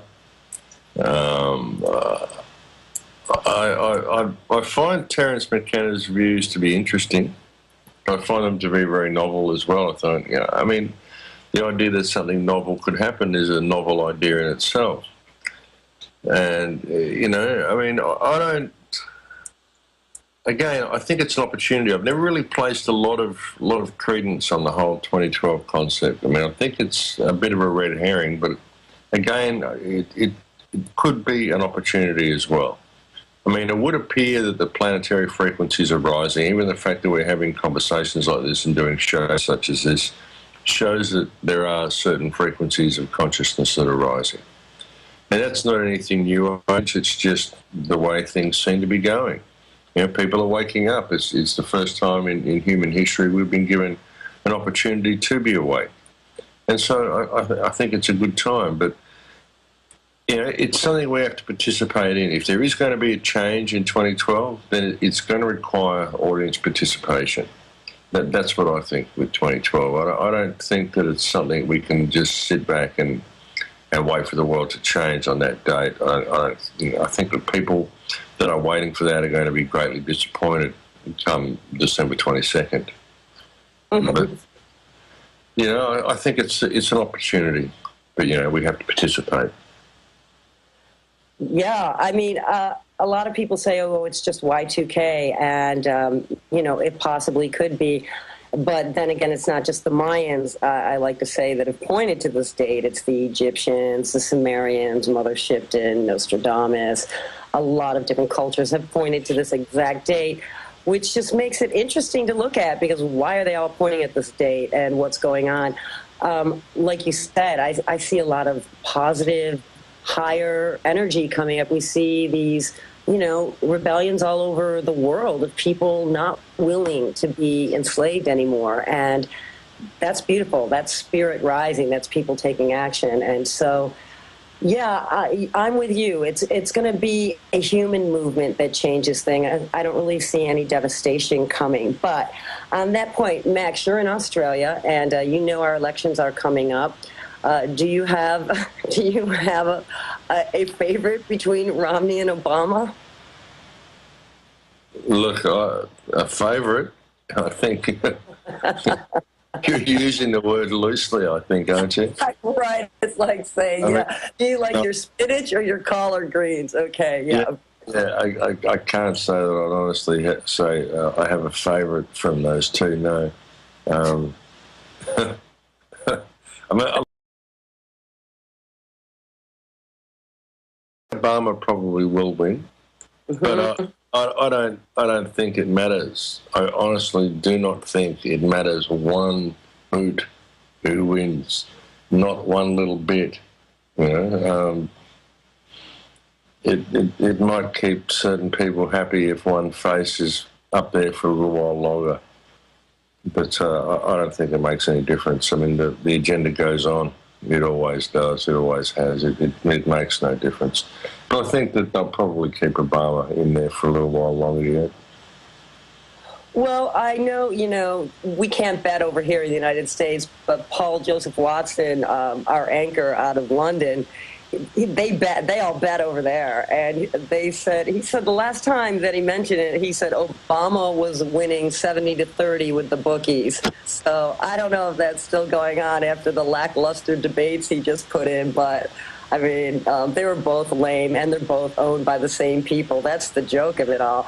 In fact, Obama was so bad, it almost seemed like he was like taking one for the team or something. Like, I don't know, if he was a professional athlete, I would have said he like purposely threw the game. So it's going to be interesting to see which of the puppets they put in, for sure. So what's going on in Australia and your politics over there? Well, yeah, look, it doesn't matter which one they throw in. And it doesn't matter. See, they can have debates that are that bad that the people don't even notice anymore. Did you see the review that I did recently of the Middle East Defence Lobby? Middle Eastern Defence Lobby talking about a false flag operation in Iran. I did a video on the roof of Gaza. Of a rooftop in Gaza. Yeah, please tell everybody about that. But yeah, they were just talking about how they're just going to do a false flag operation, and they didn't cover it up at all. It doesn't matter anymore. They just tell you. So I mean, Obama can go and do a debate on television. They don't even have to pretend that it's any good anymore. They just get up there and speak the words. It doesn't matter. You could sit there and be reading a cartoon script.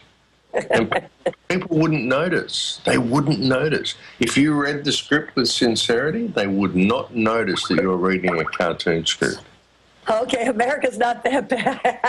I think they might notice that. We are pretty dumbed down, though. I mean, man, when Dan Padandi went out on the street asking people about the Constitution, well, they knew the Simpson characters, and they didn't even know the Constitution, so that was pretty pathetic. But Exactly. So this is what we're dealing with. They can tell you now.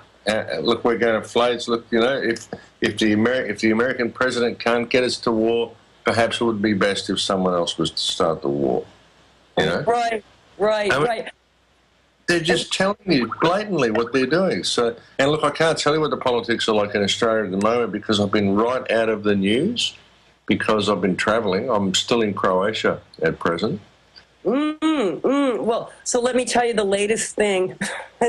Okay, I hate to laugh because it seems like, I don't care, but they just arrested a terrorist that was going to blow up the Federal Reserve in New York City. Now, let me tell you this, Max, because you're going to love this. So at first, it just comes out with 21-year-old man was going to blow up the Federal Reserve. And I'm thinking, oh, boy, somebody on Occupy Wall Street just took it to the next level because we all know how everybody feels about the Federal Reserve. But no, it ends up being this gentleman. He sounded like a Muslim name. He's not from there. I can't remember where they're saying he's from now. Anyway, one of those long names that sounds Muslim. And they're saying it was a terrorist act that he was going to blow up the Federal Reserve. But the FBI said, don't worry, we actually had our hands through the whole thing. We got the van that he used and the bomb material. So then it's like, okay, so this guy was on Facebook, maybe saying something, inflammatory. When did the FBI come in? And if they were in control of everything, it wasn't really a terrorist attack, was it? Because they were in control of the bomb. And this is the kind of stuff that's going on over here where you're like, wait a minute. So what was it? Was this an FBI entrapment thing or was this an actual terrorist act? Yeah, that's what's going on over here. A bunch of more confusion, basically. I heard a little bit about that, actually. I heard a news report someone sent me about how the FBI sold him the 1,000-pound bomb, and they sold him all the stuff that he needed to make the bomb, and they sold him the whole thing. So yeah, I mean, that's not the first time they've done that either. And you're like, oh no, but they were part of the Batman thing during the time when the UN was trying to outlaw our guns. No, they had nothing to do with setting that guy up who just hung around looking all drugged up and got arrested. It's like, great, isn't it? Yeah, it's great. Let's just find some unsavory character. We'll set him up to be a bomb manufacturer. We'll sell him all the parts, and then we can say we caught a terrorist. I mean, fantastic idea, and this is how they do it. They don't even cover it up anymore, Linda. That's the thing. So, yeah, it doesn't matter about the presidential debate. It doesn't matter about what they tell you because people don't listen. They don't pay attention. Now, Max, over in Australia, because over here they're always trying to limit our gun rights, even during the debate, they brought the question up and both of them danced around it, of course, because so many Americans are pro-Second Amendment.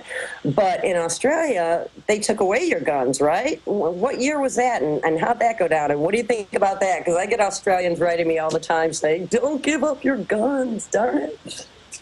Well, look, they did that was back in the early 90s. And they did it with the Port Arthur massacre. Martin Bryant, who was a patsy. I mean, there's no way that all happened the way they said it did. Not possible. But Australians are, they can be very apathetic, and you can talk them into things. They're very compulsive people. And when the government said, yeah, you've got to give up all your guns, I went, oh, yeah, okay, no worries, we'll give up all our guns. We can't have anything terrible like that happen. Of course, there are a lot of people who didn't. There are a lot of people who buried guns around the place, and there is reports of large caches of guns buried around the place. But, they did do it very, very quickly. But it shows how easily it can be done with simply staging a false flag operation, which is what the whole Port Arthur massacre was. But again, with Australia, you've got a very disunited population because you've got only 22 million people in this country, but they're spread out over the whole country. So you've got wide open spaces and you haven't got a lot of common unity in the community. So it's very easy to get people to do things like that when they're a disunited community. Something about in America, at least you've got pockets of united community. You might have a disunited country as a whole, but you've got pockets of community that are kind of united within themselves very often because you're very densely populated. We don't have that here in Australia. Yeah. So, Max, let me just mention to everybody, if you're wanting to donate to the Money Bomb, you can call in to 882-253-3193. And if you're wanting to call later, we have a call-in number, too, if you want to call in and talk to the guests. But, Max, let me ask you one last question I think we have time for before.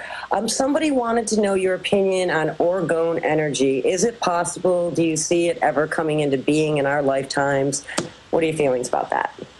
Look, I've got a lot of orgonite that people have sent me. I don't know what to think about it. I mean, it's there. It's all over my bench at home. I love the stuff. I think it's quite beautiful. I like the feeling that I get when I'm around it. That's about all I can really say. I mean, people swear by it. Some people don't. So, I mean, try it out for yourself and see how it feels. I like it. I like being around the stuff. But, I mean, it's not going to save the world. It all takes audience. It all takes audience participation. Everything we do takes participation. We can get all these energy devices to keep ourselves up to the right level, but we can just do it in ourselves anyway. We don't really need anything that's external to ourselves. All we need is ourselves. Excuse me. Yeah. But all we need is that spark that's within ourselves. That's how we change things, by changing that spark, changing the energetic state that we're in, realising our own power and applying that to the world that we live in. That's how we change the world. We don't need anything that's external to ourselves. That's something that people often miss. Yeah, I'm with you there, Max, because so many times people will be, well, what can I do? And a lot of times even get weighed down, myself included, like, how much can one person do? The problems, they seem so enormous and so many of them. And ultimately, what we can do, like you said, is if we just really stay in that love-centered place, caring about each other, making movements because we care about each other, we care about the world, we care about our children, and not getting too caught up in the anger and the fear, we can make a difference. And, you know, it sounds kind of Pollyanna-ish, but ultimately I'm hoping somewhere along the way that 100th monkey theory kicks in, and if enough of us are in the right place and want the same good thing, that will become the critical tipping point, and we'll see a different world. And that's what I have to believe in, and that's why I keep getting the message out, and I know you do too. So any parting words that you can leave with everybody today, Max? Well, that is truly the point, and it isn't Pollyanna-ish at all. I mean, you can change the world by changing your energetic state, but you've got to apply it to the world around you. That's the thing that people miss. You know, we can do things. You know, one small voice can make a difference. You know, I'm living proof that it can, and so are you, and so are people like Alex. I mean, there's people that are just one voice, but they've made a difference, and only because they're willing to participate. They're willing to get out there and do what they can and lead by example in what they do. And that's how we change things. You've got to lead by example in what you do. You've got to participate. Put yourself in the right energetic state, but don't just lock yourself away from the world. Don't go building an alternate community. You know, we already live in community. We just have to fix the community that we live in. And we do that by applying ourselves to it. Yeah, and I do it simply by asking questions, asking the right questions to the right people, always being polite in all that I do, but not backing down to these people. You know, that's truly non-compliance, is knowing who and what you are, because that's ultimately what you're searching for. All the rabbit holes you go down, what you're looking for is yourself. And once you find it, you realise the truth of that. That's the truth. Amen. Is that not the truth? It all comes back to you, finally. So, Max, people can find you if they want to find you. Your website is The Crow House. Your YouTube is AOD Scarecrow.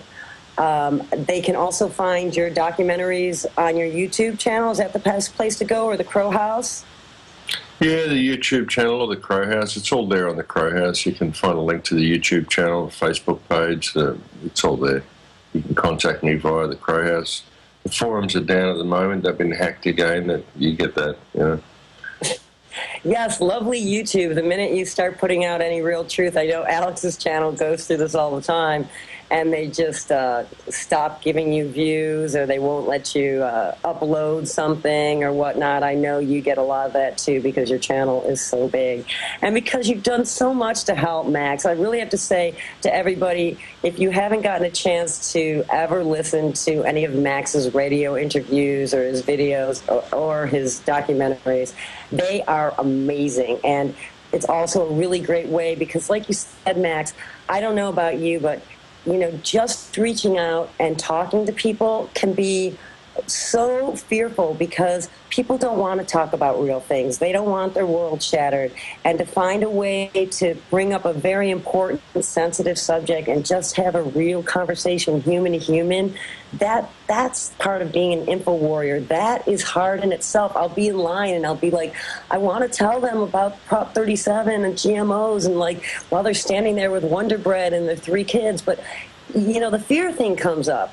But you have to work through that, because that's what love's all about, really, having enough love for the other person to be like, well, I don't feel comfortable saying this, but, wow, you should know this just in case. And anyway, Max, it's early for you. It's late for me. And I want to thank you so much for coming on and taking time. And I'm going to have to really chastise you for not getting to L.A. to see me, though, on this trip. You know, we'll talk later about that, Max.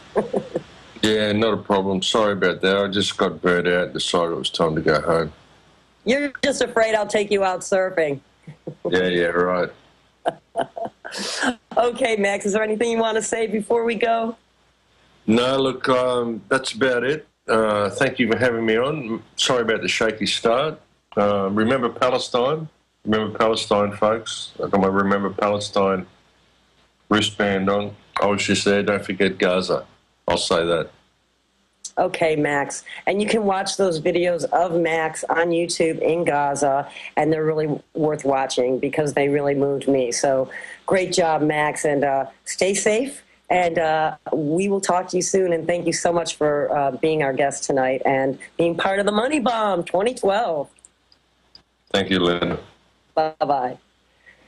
Well, everybody, we're going to Jakari Jackson next, right, for the Money Bomb?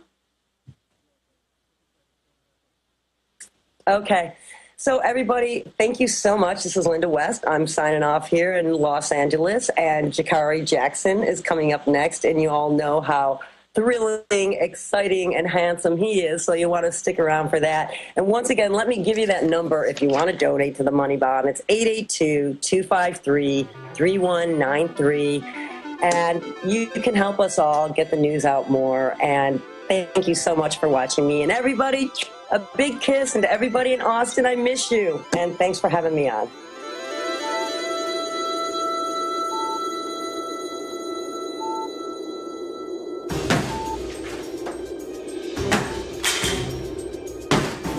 All right, New World Order, we're coming for you. More news, calls, and special guests coming up after this quick break.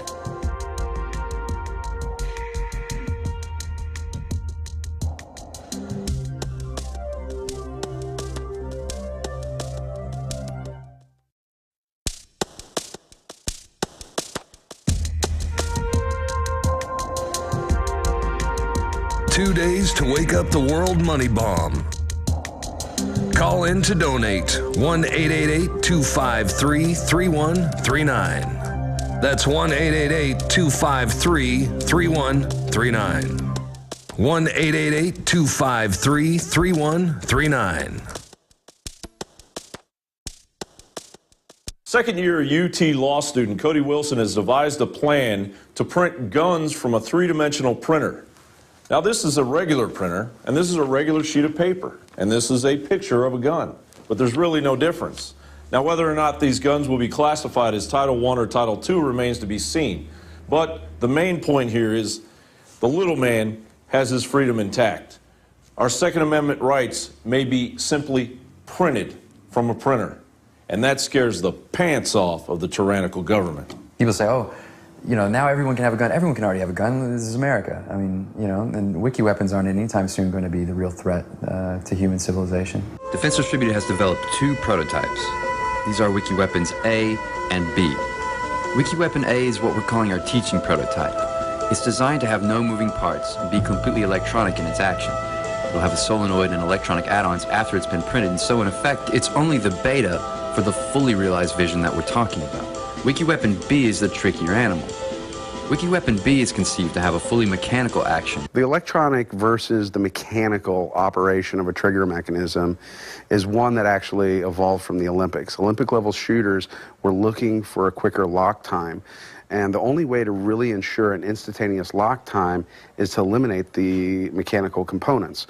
So what was done is they created an electric ignition system. I called San Antonio later, and you know, they didn't know. This guy was like, look, just to be safe, man, it's probably Title II, it's probably an AOW, get a license, it's not that hard. And I said, okay, yeah, but you know, fine. I mean, that's the answer I needed. So I know I've got to hide behind a license because some prosecutor's going to have way too much discretion if I do this without one. We approached the local ATF office for comment. A representative from the Washington, D.C. Bureau responded with this email. The term any other weapon means any weapon or device capable of being concealed on the person from which a shot can be discharged through the energy of an explosive. A pistol or revolver having a barrel with a smooth bore designed or redesigned to fire a fixed shotgun shell. Weapons with combination shotgun and rifle barrels 12 inches or more, less than 18 inches in length, from which only a single discharge can be made from either barrel without manual reloading. The 3D printer company, Stratasys, had no comment, but referred us to the statement they had made to Defense Distributed. Based upon your lack of a license and your public statements regarding your intentions in using our printer, Stratasys disagrees with your opinion. It is the policy of Stratasys not to knowingly allow its printers to be used for illegal purposes. According to recently acquired documents, Stratasys is working with Remington Arms and Knights Armament Company that is in bed with DARPA, along with the Defense Department. Stratasys was so proud of their work with Detroit Gun Works after building a prototype upper and lower receiver of a .308 caliber pistol that they tweeted about it. Biggest concern is their lack of control, and that's just the way it is. They want to be able to say when we can, how we can, and where we can, and that's not their place. And they're looking for every excuse under the sun, and in this case, they're looking and actually creating myths and fables in order for the American populace to believe, to legitimize their actions towards doing this to this young, inventive man who's actually taking a brilliant machine, put it to brilliant use. The first order goal is to do what we said we wanted to do at the very beginning, which is simply to see if this works. This being, you know, the wiki weapons, taking other people's designs, and if there are candidate files that actually hold up to some standard of safety, work one time, even if it's still kind of dangerous. Look, we believe you're responsible enough to know that it's dangerous, and we believe we're responsible enough as a society to share these things and collaborate and perfect these things as technology improves. In 1993, the Brady Handgun Violence Prevention Act was signed into law, regulating potential gun owners by means of a background check. The snowballing war against our Second Amendment rights continued as the United Nations drew up the Global Arms Trade Treaty that attempted to create a global registry of private ownership of firearms. This treaty would mandate creation of a national collection agency for the confiscation of small arms. Meanwhile, the Obama administration was walking thousands of small arms across the border into the hands of Mexican drug gangs in a failed attempt to demonize the Second Amendment. Is the printable gun revolution moving forward, or does Big Brother already have a stranglehold on the technology?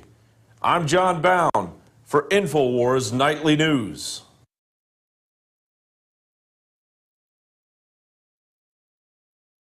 This is the InfoWars Money Bomb 2012. The number to donate is 1-888-253-3139, or I guess that is the number. And also, you can donate at InfoWarsMoneyBomb.com and also the InfoWars shop. And be sure to stop by the eBay store. We have a great auction gift selection. You can get the InfoWars sledgehammer that you've seen Alex use in the video. Also, Alex's old microphone. We have a new microphone here, but there's one on there that you can bid on as well. So this is the Money Bomb 48-hour transmission. We just had Linda West. Coming up after me, it's going to be Russell. And then Dan Badandi, he's going to come in and do his 2 or 3 hours of power, the Badandi hour. I'm definitely looking forward to that. So you guys stay tuned. All right, now we started off with a printable gun story, and it kind of ties into what I'm going to do because, as you can see, I got my Come and Take It shirt right here, InfoWarsShop.com. I believe these are actually on sale during the Money Bomb. So check that out and get yourself one. But we're going to be talking about guns, Second Amendment, and that's what this hour is all going to be about. Coming up a little bit after the break, I'm going to be joined by Matt Williams. He is a firearms instructor and armorer. He's a great guy, knows a lot about guns. So any of you gun aficionados, get your gun questions ready. He does everything from concealed carry classes to gunsmithing. So anything that you want to know, definitely get your questions ready. And we'll start taking questions probably about halfway through the hour. But first, you saw the John Bound skit on the printable gun. And I have an article here. Now, I'm going through some articles. These aren't breaking news articles. These are articles that we've either covered earlier in the year or maybe we didn't have a chance to talk about. But important Second Amendment articles that we're going to talk about right here. Headline: Printable gun revolution moving forward despite corporate Second Amendment fears. Now, this is what was referenced in the John Bound piece that you just saw. The printable gun is, well, let's first talk about the printer. They have these, I guess they call them the 3D printers that can actually print solid objects. So instead of printing you could print a picture of a pen on a piece of paper, you could actually print out the pieces to make a moving functional pen. So this guy in the videos you saw, he took it a step further. He said, why don't we create weapons, using these printers, which is a very smart idea. You go to the gun store, you can expect to pay a minimum of a $300, charge to get your firearm, which that's really not even a good price for a firearm. I mean, your real good ones are probably $400, $500 plus. But this guy says, hey, we'll take this technology, make a moving, fully functional firearm in the comfort and privacy of your own home. I guess you can also customize it to whatever your specifications are. And you see the article right there on your screen. And what basically happened is the printable gun company comes in, they shut them down. They say, hey, you can't print guns, but our big defense contractors can. So, they're stepping all over this guy. The little guy can't make a buck. But, the big boys who, want to take these things out to a war theater, hey, they're more than welcome to they're more than welcome to get into that. And we'll talk about that with Matt Williams coming up. Now, but first, before we get to Matt, I have a whole list of articles, a whole stack of articles about people using their Second Amendment rights to defend themselves and their families.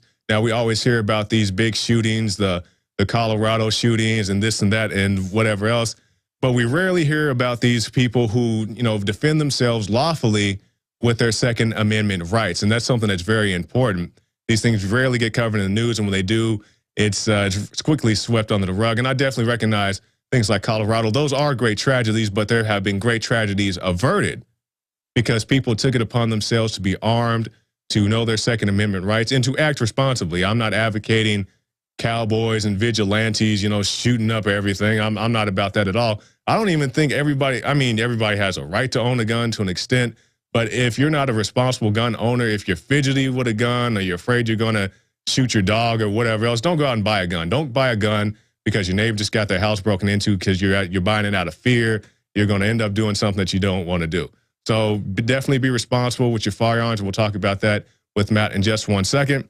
But I don't even know where to start with this stack. These are just some of the more recent examples that we've seen this year. So I'll start with an article I actually covered. Headline: St. Paul mom, daughter hold burglar for police with pink gun. Now, this is a story I had a chance to cover on the InfoWars Nightly News. A responsible gun owner and mother came across somebody who was in their house, and they had this to say: "What the hell are you doing in my house?" said the 56-year-old Rebecca Larson when she found the suspected burglar inside. So she said, "Hey, Jack, what are you doing in my house?" And the guy, he didn't heed the call. So the lady, now I'm not advocating this, but the lady locked herself inside the house with the guy and fought the guy. This 56-year-old woman gave this guy the business. And I don't know if you guys can pull up on the screen a picture of this guy. To me, he seems like a guy who should be able to take a 56-year-old woman, but hey, maybe she was a little extra scrappy. So she starts getting it on with the guy. She wrestles him down to the ground, holds this guy down to the ground, this 56-year-old woman, and her daughter comes from upstairs carrying her pink gun and holds the guy at gunpoint. So this is an example of at least somebody who acted responsibly with a firearm. You know what I'm saying? I'm not advocating somebody in your house. If somebody's breaking in your house and they want to leave, just let them go, I'd say. But grandma, I guess she's not old enough to be a grandma, but mama wasn't having it, wrestled the guy down, and her daughter came and held the guy at gunpoint till the police arrived. So, no shots were fired. The girl, if you guys had a chance to watch the clip, we're not going to play it right now for the sake of time. But if you watch the clip, the girl says she didn't even want to shoot the guy. She just said, hey, as long as he stays on the ground, won't be a problem. The guy stayed down, got arrested, and now he's back in the pokey. Next story. This is actually something I remember because this happened back when I was in Oklahoma. From my home state of Oklahoma. Headline: Blanchard mother who shot, killed intruder recalls home invasion terror. And you guys can see it right there. A young mother shot and killed an intruder at her home Saturday. 18-year-old Sarah McKinley said the suspect terrorized her for more than 20 minutes as they tried to break into the house. So I don't see what the problem is with that. Somebody tries to break into your house for 20 minutes. I think they're coming in to do you some harm. So I guess there's plenty of time to go get her shotgun. She loaded it up and gave the guy the business. Mama and daughter are still alive and well to this day. We'll move on. These, like I said, these are just the more recent stories that you can type in Google or whatever. People defending themselves with firearms. Plenty of lawful, law-abiding citizens using their Second Amendment rights to protect themselves and their family. Next story. Woman, 65, single-handedly stopped 5 masked thugs from robbing her pawn shop. Now, if you guys are watching this on prisonplanet.tv, if you go and watch many of these these stories have videos. If you watch any one video, I'd suggest this one. This is probably the best video out of the whole stack I have here. It looks like a Three Stooges skit. These guys break into a pawn shop to rob this lady. She pulls out the Roscoe, right? Yeah, maybe hold on for 1 second. The lady pulls out the Roscoe. She fires 2 shots. I don't even think she hit any of the guys, but it's like a Three Stooges skit. These guys all run into the door, trying to push the door, but it's a door that you pull open, and then they throw each other off, and then they run outside. And the guys try to get into the van, but the van drives off and leaves the guys. So we'll just watch this for just 1 second. Okay, so the guy, we see the reporter breaking down the scoop. So I'll read this while we wait. When 5 masked thugs attempted to rob a Southern California pawn shop earlier this week, the 65-year-old woman who owned the shop scared them off by firing 2 rounds. Here we go. Firing 2 rounds from her handgun. So we see the guys getting out of their vehicle right there. They walk into the store. They pull out their bags, ready to steal some ill-gotten gains. Now you can see the guys break off, all running. Move, Mo, move, Larry. And then they run outside. Oh, get him, Grandma. Okay, she's in hot pursuit. And it doesn't go. Oh, here we go. Okay, so here's a getaway vehicle. The guys try to get in, but I guess this guy's scared too. Drives off, leaves some of his buddies. Oh, man. Stupid criminals, man. That's probably going to end up on Jay Leno. But anyway, the lady protected herself and her business lawfully. In responsible means, she, like I said, she didn't run outside shooting at the guy. She shot at him while they're inside her store. They ran off, and she lived to see another day. And I just want to drive this point home. That's why I have so many of these articles here. Next story. Woman forced to shoot intruder to protect herself and her children. Martha Lewis said she immediately called the police and woke up her 2 daughters. This is when the suspect was already in her home. Lewis says she gave the intruder several warnings before shooting, but he wouldn't listen. And I like this up here in this article. It says, Door Police Chief John Duckcock, they have not yet spoken to him as he is medically unresponsive. Whenever he comes out of sedation, he's combative and has to be sedated once again. So there's definitely a wild guy right there. The guy is so wild in the hospital, even with a bullet wound in him, that they have to sedate him again. So this is definitely a woman who is acting, in the best interest of herself and her family to keep her family safe. Now, this guy has a bullet in him, and they're safe at home, watching Looney Tunes or whatever the kids do now these days. Now, we'll switch gears for a little bit, and we'll talk about bullet purchases. Now, I have an article in front of me, this from Paul Joseph Watson, headline, DHS purchases 200 million more rounds of ammunition. Now, just to give you the history on this, DHS has been running around buying up all kinds of bullets. Right here in the article, you can see that this says that in the last 6 months alone, over 1.2 billion bullets have been purchased by DHS. And then they went out and bought 200 million more bullets. And I think somebody did the math. They said it's, 3-4 bullets for a person, every man, woman, and child in the U.S. And they decided to go out and get 200 million more. And they say they're going to go use these for target practice. That's a whole lot of target practice there, guys. And even this one says some of these new rounds are going to be for snipers. And these guys are going out purchasing armored pill boxes.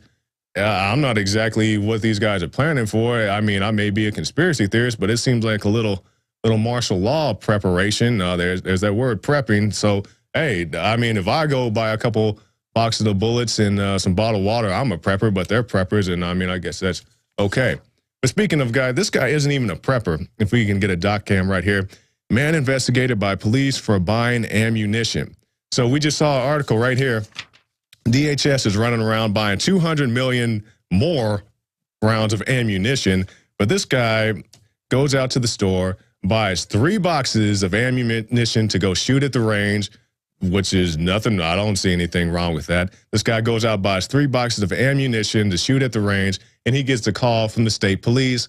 Some snitch, I don't know if it was somebody who worked at the gun shop or some other customer, was there and snitched on the guy for going out and buying a few boxes of bullets, saying that they thought he may go do something crazy. I don't know what's crazy about a few boxes of bullets, especially when the government's buying $1.2 billion in the last 6 months alone. But if you watch this video, the guy says that he just went out to the store to get a few rounds to shoot the weekend. He's a fisherman. You know, when he has the time off, he likes to go shoot his guns. Nothing wrong with that. But I guess, you know, the government hates competition. They don't want this guy to have 3 bullets to protect himself and the family. Now, when we come back from our next break, I'm going to be talking to Matt Williams. And this is one of the things I really want to talk to him about. This is actually something he brought up to me. And this is a story that I remember because actually I wrote a paper on this back when I was in college. It was really more of an opinion piece. It wasn't, you know, real thought out. But, it was something that illustrates the point of, Second Amendment rights and particularly concealed carry rights. Headline, Luby's massacre remains among nation's worst mass shootings. Now, some of you guys may not remember this. I believe this happened back in 1991. A Luby's restaurant, was attacked by a gentleman who drove his truck into the Luby's restaurant, hopped out, and began firing at the occupants inside. This wasn't a robbery. It was just a guy who was out to kill as many people as he could. And it's a horrible situation, but there's a testimony from one of the survivors that she gives. It's not in this article, but she says the thing about this is this wasn't an assault weapon, because we hear all the talks about Obama, how he wants to ban assault weapons just recently in this last debate, and we'll talk to Matt about that also. But in this was a semi-automatic handgun and a revolver. So this guy armed with no automatic weapon went in, and it says 23 were left dying. No, 23 were dead or dying, and more than 20 were injured. So eventually this guy ended up killing himself, but he didn't need an assault weapon. I mean, had he been motivated enough to went in there with a butcher knife, start stabbing people, I doubt he would have had such a high body count. But guns don't kill people. Eric Holder does, as is a great sign that we did a report. I think Rob Dude did that report where the guy had that sign. Guns don't kill people. Eric Holder does. And hey, it is very true. And I'll finish up here with a few more articles. Now, these are some of the more popular self-defense stories. 92-year-old shoots and kills burglar. Now, this is the guy, he heard some commotion in his basement. So he sat in his rocking chair in front of his basement door, waiting for somebody to pop their head out. When he did, he shot the guy with his .22 rifle. So Mr. Earl Jones had some excitement about 2 a.m. He killed the guy. I don't see anything, defending your home at 2 in the morning from strange sounds. But I guess the DHS does, because they want those bullets. Well, those are kind of small caliber, so maybe they don't want those. And last story, as far as the self-defense, 71-year-old concealed carry holder opens fire on 2 would-be robbers. Now, this is also a great video. This guy, I love this video so much because the guy was just so cool and calm. The guy, he spun around in his chair like Dr. Evil or something, and he started shooting at the guys. He was just so cool and calm. He got up, he chased the guys out. He hit both of them. He fired several rounds. I'm not sure how many, but my understanding is he did hit both of the guys while they were trying to flee. No innocents were shot. The guys got out of there. Nobody was hurt besides the 2 gentlemen and maybe, some minor property damage. But everybody was safe. The gentleman was safe. Everybody else in there was safe. And everybody in the video was pretty calm. If you guys have a chance to watch the video, which we may not get to for the sake of time, but everybody in the video is pretty calm, and as the guy's running around shooting, but the 2 guys get out there pretty quick in a hurry. So anyway, stay tuned with us. This is the InfoWars Money Bomb. The site to donate is InfoWarsMoneyBomb.com. It funds our operation. If you guys been watching since, I guess, 11 a.m. yesterday when Alex kicked off the show, we've had many great guests already, not more people to come up to give you their opinions and views on different topics. But what this does, it funds our operation as we go to the next level. You guys say, what's the next level? We got more crew here. We have new reporters, new graphics people, new newspaper people, and we just want to expand. We want to, get more equipment. Things like the Money Bomb help us fund our trips when we go to Bilderberg or whatever else we need to do. So definitely keep that in mind. Right now we have over $100,000. That's good, but we're still trying to get to our goal of $1 million. We still have a day to do it. So definitely to keep that in mind if that's something you're interested in. And also we do have the eBay auction as well with the Alex Jones microphone. I think everything on eBay is autographed by Alex Jones himself. So I know the T-shirts are, the sledgehammer is, many of the tools, the Alex Jones microphone, the Joker shirt that I had a chance to wear. What's the first one? Oh, yeah, okay. The crowd, I guess that's original art. Oh, man, and that's a good rant. I don't know if that's on the rant section, but maybe Dan or Bound can put that on there. the rant about the Crowleys. So if you guys missed that, go dig in there you go. If you get on the prisonplanet.tv archives, get yourself a subscription. You can see the rant about the Crowleys by Mr. Alex Jones. Quite a colorful rant indeed. But anyway, we'll go to break and we'll come back with Mr. Matt Williams, firearms instructor and armorer right here in the studio after this break. So stay with us.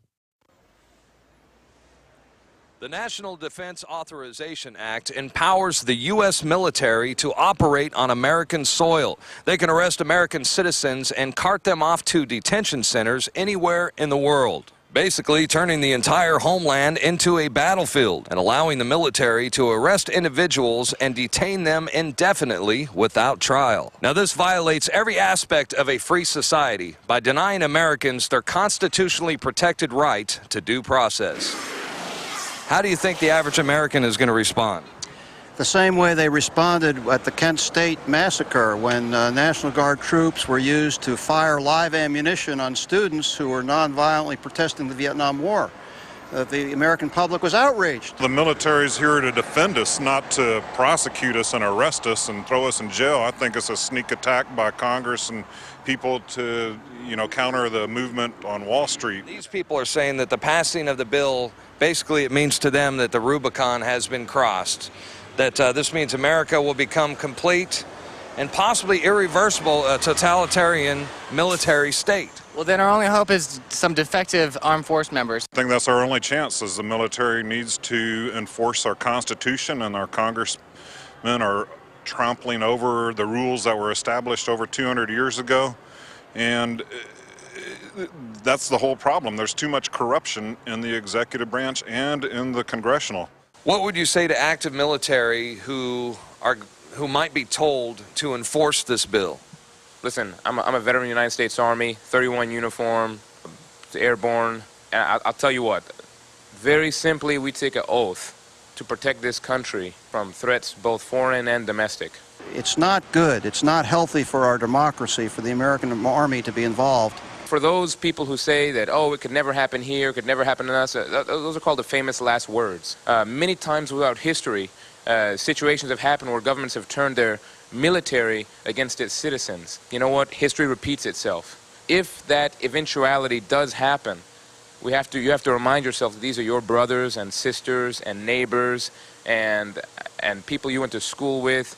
And remember what you're truly fighting for. It's for our Constitution, not for these puppets who are actually our servants who have run amok. Now, Stuart Rhodes, the founder of Oath Keepers, recently appeared on the InfoWars Nightly News, and he warned people that we are now at the point where all that will save liberty in America is another American revolution. But really, you should see this as a declaration of war against the American people. That's how we should see it. We need to stop this right now. If we don't, Alex, I do believe that there will be no recourse except another revolution. Otherwise, we are going to be lost. We will be put in the same position as the Founding Fathers were in 1775. I want to tell the military and police, the globalists are going to sit offshore and watch you get chewed up in a fight with the American people. It's very important that police and military really make a decision now which side they're going to be on. The military, you're right. Choose now whom you shall serve. Either you are, I'm talking to the military out there especially, either you are a son of the Republic and you will defend the Bill of Rights and the Constitution, or you are a traitor to your country and you are nothing but a lowly dog, an obedient dog to the powers that be. Choose now whom you shall serve. There's a lot of constitutionalists out there who are in such an uproar that they're saying that this bill places us in almost exactly the same position that our forefathers were in when they were forced to take up arms in defense of liberty back in 1775. Well, to those people, I would say it's a culmination of things that have put us in that position, and I would agree that the architects, the great and highly intelligent architects that constructed our infrastructure, the way we do business and the way we do politics and the way we live here in America, they would turn over in their graves, and they would be very ashamed of us and how far we've let this go. Indefinite detention without due process leaves citizens without the legal protection of the Constitution, and it strikes at the very heart of the essence of U.S. law. It is positively shameful that any elected representative would even consider voting for such an assault on so sacred a fundamental value as the right to due process. I'm Darren McBreen for InfoWars Nightly News. Live from Austin, Texas, broadcasting worldwide, it's Alex Jones.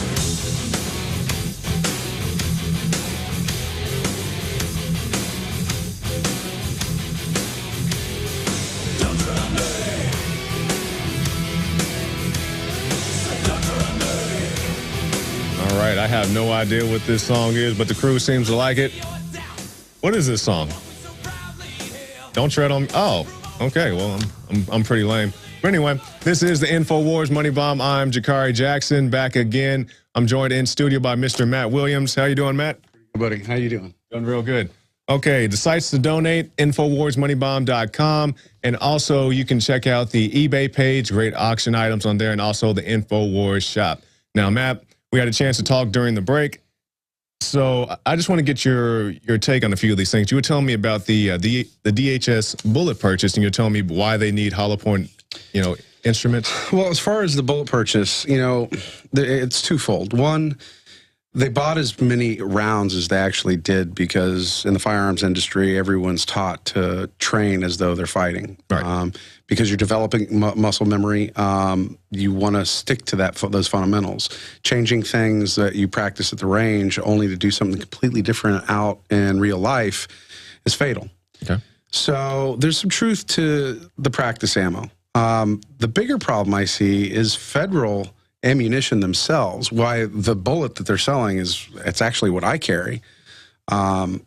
They've been in bed with the government for a long time, particularly Lake City Arsenal. Lake City Arsenal, which is a government arsenal, they sort of done a lot of work with packaging for both military as well as civilians, and sometimes ammunition made for the military would be sold as surplus to civilians, and still is today. Right. I see that purchase as more of a good old boy purchase. You got CCI Spear, which does Gold Dot Lawman brand. It's almost half the price, and it does the identical thing.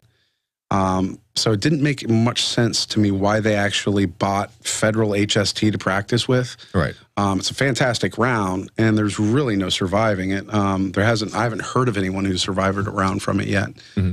But yeah, it seemed more of like doing a friend a favor type deal. So if nothing else, it was maybe a waste of money? I think it was a waste of money. I think buying that much ammo of that quality, absolute waste of money. You could be a lot more cost effective, especially in the economy we're in right now. You don't need to be spending that kind of money. In the industry, everyone tries to utilize a percentage based on a one-shot stop. Right. Well, there's no magic gun. It doesn't matter how powerful the gun is. They don't turn people off. Right. There's still muscle movement, and unless it's a headshot, there's brain activity, in which case some people have literally had their heart liquefied and fought long enough to kill people. Wow. So, we're not very different from wild animals, and many of you out there who are deer hunters, camera, there we go. I'm sure you've hit a deer and seen a deer just go hundreds of yards into the forest. While most humans will submit to that kind of pain, mm-hmm. There's a rare breed out there that won't. And unfortunately, that rare breed is usually malicious. So it's usually the person you're facing. So I can understand purchasing the ammo. I just don't agree with the intelligence of the purchase. I think it was just, as I said, an old boys club type thing where they were just doing each other a favor. All right. Our guest is Matt Williams, and the site is gunfightersclinic.com, correct? Correct. All right. Now, Matt, tell us a little bit about what you do. I know you personally, but you are a firearms instructor, mm-hmm. and you're also a armorer, a gunsmith. Yeah. Basically, I've been a competitive shooter a little bit of a hunter. I've been slacking lately, but trying to get back out there. I've also done instruction on a personal level. So I do basic handgun classes, tactical handgun classes from beginner to advanced. Okay. We also, I'm certified through the state of Texas to provide the concealed handgun license, which has been really the main staple of the business. I actually look forward to the tactical handgun classes after doing, 3,400 CHL classes. Right. And then at the same time, I also do armor work, whether it be on an individual's gun, a movie set, anywhere where armor is needed, really. It's just picking up the extra work. Worked as a gunsmith locally here. Had a great time doing it. But instruction really has taken over a large part of my life. So came on to the Alex Jones Show, started working. We did the beta test for Brothers in Arms. Yes. Which is in a little bit of limbo right now, but I see a lot of possibility for revival. But that's pretty much the gist of it. That's what I do, how I do it. The CHL, as I said, is really, the concealed handgun license is really the focal point of what we provide, though. Okay, good.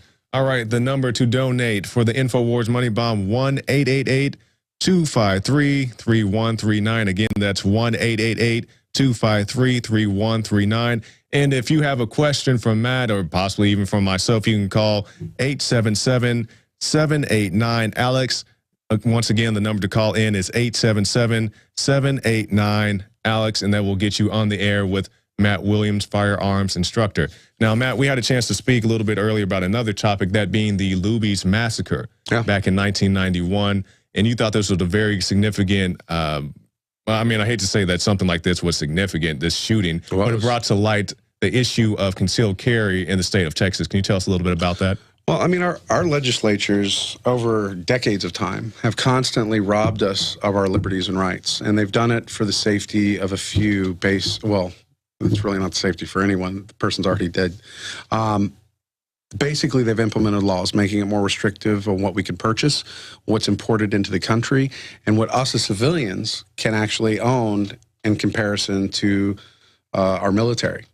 There's been a lot of heated debate. We're a civilized nation. We've came a long way in 200 years, but at the same time, the terms of our Second Amendment were put into place for a specific reason. That reason was life, liberty, or death. It wasn't just a hunt. It wasn't just actually, to be honest, back then, hunting is a privilege. It's always been a privilege. It's never been a right anywhere on this planet.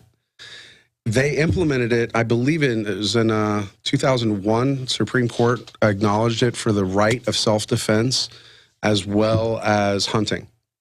It's just self-defense, yes, but they downplayed it. The thing that irritated me is you had the National Rifle Association that was pretty happy and kudos about it.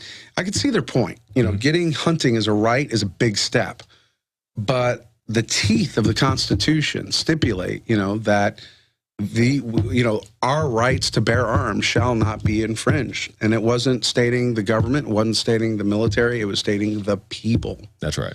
And they twist it and contort it and they do everything else to try to change it. And at the end of the day, we need them. There's crime out there. It's real. And people die every day because of it. In many cases, it's because they don't have a means of self-defense. That's exactly right. With the Luby massacre, you had an individual run his truck into the restaurant, get out with 2 handguns. He was serious. And he systematically executed people like they were cattle. He wasn't rushing. He was taking his sweet time about it. And anyone who tried to rush him to take him down was shot and killed. And it became a very pivotal point, not only for Texas, but the entire country. Exactly. They took forth that step to issue concealed handguns because they realized 911, that's the mop-up crew. They don't stop crime. They try their best, and it's not a lack of their effort. Right. It's just not realistic. I don't care how many cops you have on the streets. I don't care what level of power you give them. Right. You will never stop crime. It's an inherent nature of mankind. So to rob us of our rights to defend ourselves without being able to guarantee protection, in my opinion, is criminal in itself. That's a very, very good point. Now, we saw recently in the debates with Barack Obama saying that he wants to ban semi-automatic weapons. So first, can you give me your take on semi-automatic weapons? Do you think that, that's something necessary or even just something that we should be able to have? Well, that's the whole thing, is people. Excuse me, fully automatic weapons. Well, fully automatic weapons, right now, it's been legal to buy and sell fully automatics, weapons, suppressors, destructive devices, certain items called any other weapon, or AOW in the industry, which boils down to pen guns to grenades. A lot of people put the word necessary into it, and it's almost like opening the Bible and interpreting God's word. It's pretty to the point. You know, you either do it or you don't. Yes. And the Constitution's pretty much the same way. And our forefathers had the brilliance, had the capability, and had the realistic approach of what was going on with the British. They knew that there may be a day where we may need those guns to fight off tyranny once again. And that is why it was put in there. Not for self-defense of someone who's going to break into your house, which is definitely an application. Definitely. And it's been real popular lately, as per your stories. But hunting had nothing to do with it. Matter of fact, you know, in Europe, only the rich hunt. It was an aristocrat sport. Right. You know, poor people didn't hunt. Matter of fact, there's people who are hung for hunting on private lands. Really? I didn't know that. Yeah, you'd be either incarcerated or executed, depending on your crime. So you couldn't hunt on it. It was a big crime. It was like how the Wild West was with cattle wrestling. You steal someone's cow, you paid the price. Right. Now, you touched on something that's really good. You said that when we talk about the Second Amendment right, we talk about, you know, somebody's their right to bear an arm. You know, it's nothing that can be given to you from the government. I really messed that sentence up. But getting back on the topic now. It's midnight. Yeah. So, you know, when you have the Second Amendment right, it's your right to bear arms. It's nothing that they can give you, your government can give you, because they can't be there to protect you all the time. And going a little step further than that, you had the excellent point that, you know, the Second Amendment right isn't not to just to hunt or to fight off some guy who may break into your house at 3 a.m. It's to stop a tyranny, which could be your government. I mean, a lot of people don't want to talk about that, but you bring up the point that if need be, you know, even here in the United States of America, you may have to fight off your government to some extent. It may not. For your rights. It could be a multitude of things. It could be civil unrest, mass disobedience. It could be invasion. It could be it could be revolution. It could be a lot of things. You got to keep in mind the people, the frameworkers of our Constitution developed it in a time where they just got finished fighting the British. Yes. It's not like they didn't know what they were talking about. It's not like these weren't the scholars of their generation. Right. These people knew very damn well what was being done. Matter of fact, when Thomas Jefferson wrote that, right, and it was revised, the only change that was revised is the capitalization of letters. Okay. That's the only thing that they changed. They say they put a comma in there, and the comma was for a brief pause to allow the militia to keep arms. Well, that's ridiculous. It's redundant. Mm-hmm. Of course a militia is going to have it. A lot of people say the militias are United States military. It's not. The militia is a well-regulated militia. Well, the term well-regulated 200 years ago meant disciplined and trained. Yes. So that could be anybody. So it's just an organization. Keep in mind, we fought off the British, not with a military, but with an organized militia. Well-regulated militia. Just like you and me. Yes. Okay, well, we got loaded phones. All right, not to cut you off, Matt. So let's say Scott in Virginia. Let's hear what you got, Scott. Hey, guys. First-time caller. I just wanted to know, you said we have a right to bear arms, which I agree with. I just wanted to know about the access to ammunition. Do you think they'll tax it like cigarettes in order to curb our availability to have it? I'll hang up and listen to your answer. Thank you, guys. Matt? It's a great question. Actually, they've been taxing it for the last 20 years. I used to be able to go out and buy ammunition for pennies on the dollar in comparison to what it is today. I mean, literally, I'd say 20 years ago, I could buy it for what you reload for now. And when you reload, it's like 10 cents on the dollar. They have taxed it to a degree, but you also got to look into the components of the precious metals, the brass, the copper, the lead, and so forth. That also actually commands a premium. I do see them wanting to tax it. They've attempted to do it before. They'll try to do it again. It is our job as Americans to, every time they try one of these things, to meet them at that line and that door with our teeth bared. If you cower, if you say, okay, and become complacent because you're on your couch with your iPad, it's your fault. It's not my fault. It's not anyone else's fault. It's your fault. You didn't take the action to fight back and say, no, this is unacceptable. So I do see it as a constant thing they keep putting in. I think it's a great question. The only way to combat it is, as I said, to meet them at the hilt. Don't let them push these things onto you. We get taxed to death as it is. Most of our taxes, well, I wouldn't say most, but a good portion of them go overseas, where our interests really aren't met. Yeah, the bankers over there. Yeah. The number to call in is 877-789. Alex, let's go to our next caller. Manon in Alaska, you are on the air. Oh, I'm so excited, Jakari. Oh, you're my favorite. I'm so excited. I'm donating tonight. Please donate. The number is 888-253-3139. Please go ahead with your question and or comment. Okay, my question and or comment. I would like to know how to let you know about some old movies about GMOs with your email, but I know it's only appropriate for your guest to get this question. I really have a big question because I've been around lots of Mormon people, and I've been in their storehouses, especially up here in Alaska, and I saw all kinds of ordnance and reloading and powder, and I mean, these people have, they've been preppers for eons, and I'm just curious as to what your guest thinks as to why the certain candidate isn't puffed more, because I could go to a whole bunch of Mormon people's houses now. These people are high up, and they've been loading shells forever. So just so I can give him a specific question, can you tone that down to a specific question? I don't know what to do, Jakari, because I'm just so excited. I'm actually talking to you. You don't know how popular you are up here in Anchorage. My friend Eileen Bear, she has a Grand Duchess furniture store. She's got the papers there, and she and her husband love you, and they'd love for you to come up and be able to speak. She'd host an event. Wow. You're very popular. You're very popular, young man. All right, Alex, you heard that. Get me on the plane to Alaska. Yeah, please. We'll do all we can. Thank you. Matt, go ahead with your response. It's real simple. I don't pretend to speak for the Mormon people. I'm not a Mormon. I have some friends that are Mormons. From what it's been told to me, it's part of their faith to have 2 years of preparations for survival purposes. It's not something that's new. It's something that they've been doing for a couple hundred years. Is that correct? Are you still on the line? No? Okay. All right, go ahead, man. So basically, it's just in their nature. One of the largest prepper communities you'll see, some of the largest firearm sales you'll see, ammunition sales, are based out of Utah. They're avid shooters. Right. It's really that simple. So they stay prepped. Okay, we'll go now to Stephanie in Texas. Welcome to the show, Stephanie. Hey, thank you. Thank you very much. I've got a couple questions for Matt.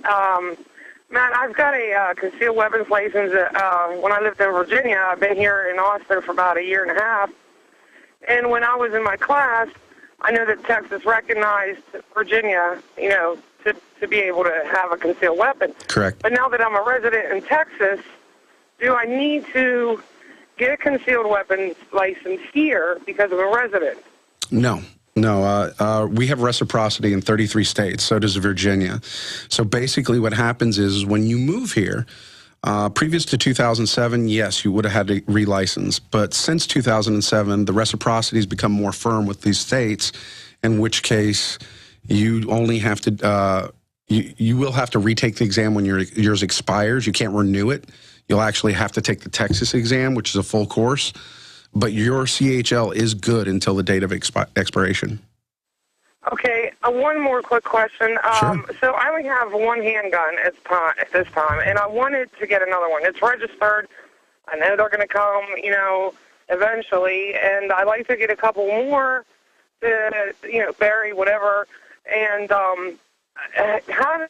is it possible to do that legally without registering? Yeah, in the state of Texas, there is no registration. Yeah, Texas is very unique to the country, as you can well imagine, when it comes to firearms. We are actually the only place in the United States where you can take a firearm into the Capitol building. They actually welcome it. Wow. Matter of fact, there's the general public line, and then there's the concealed handgun license line. It will take you anywhere between 20 to 45 minutes to get through the standard line. Concealed handgun license, 2 to 3 minutes. Mm-hmm. Oh, great. Okay. All right. So I can just go to a gun show and pick out what I want, and I'm good to go. You're here in Austin? Yes. Yeah, there's actually a gun show this weekend, and there's actually several great shops in the area as well. Okay. Well, can you tell me quickly where the gun show is this weekend? The Saxit Gun Show is going to be on North Lamar and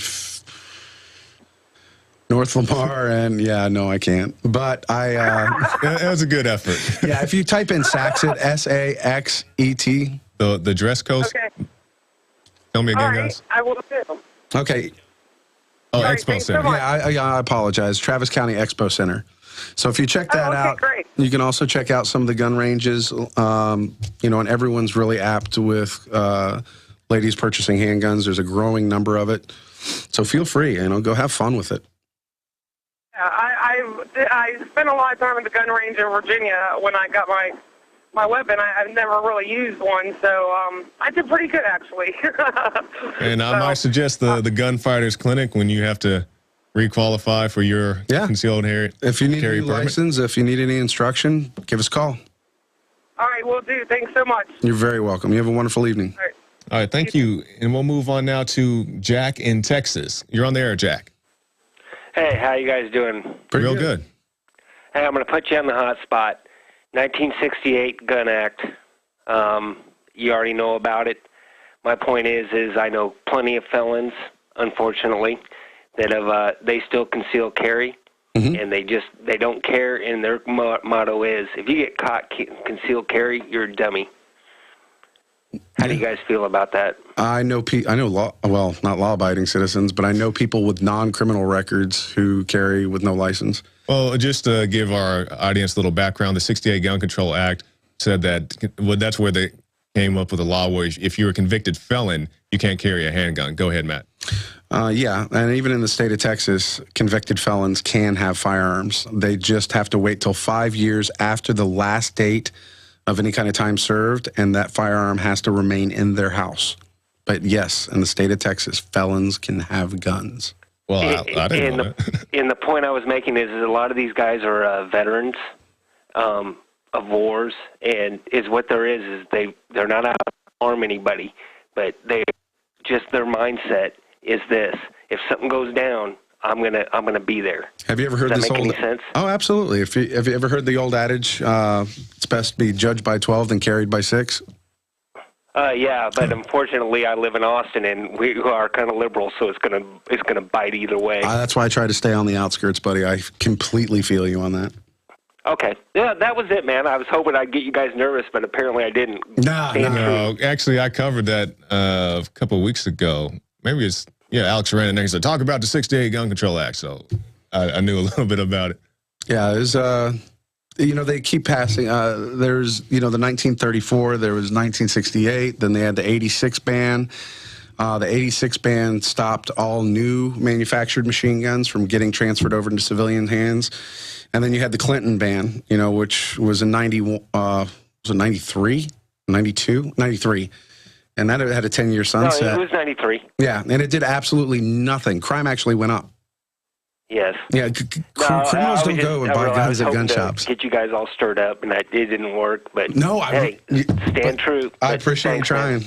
All right. Thanks for your call. All right. The number to donate is 1-888-253-3139. That's for the InfoWars Money Bomb, our 48-hour broadcast. I'm sitting right here with Matt Williams, firearms instructor, and we will take another call. Is that Dan in Hawaii? Yes, Are you there? Go ahead. Hawaii. Go ahead, sir. Hey, I had a question. I live in Hawaii, which is one of the top 5 most restricted areas as far as gun ownership, and I'm just wondering if you guys had any comment on what we can do to change that. Here in Hawaii, I live on one of the smallest islands. We used to have 2 firing ranges. You were allowed to carry your gun from your home to the firing range or from your home to hunt, but now that the firing ranges have closed, it's basically illegal to carry a gun in your vehicle. In Hawaii, there's no concealed carry permit. You're not allowed to concealed carry, and I was just wondering if I could get any insight from either one of you guys as to how restrictive it really is. Are we really in the top 5 as one of the most restrictive states as far as gun laws? Okay, I'll let Matt answer that. I'm just curious, what do you hunt in Hawaii? We hunt boars, which are wild pig. We also have goats. So I live on Kauai, which is the smallest island, the oldest island, the farthest west.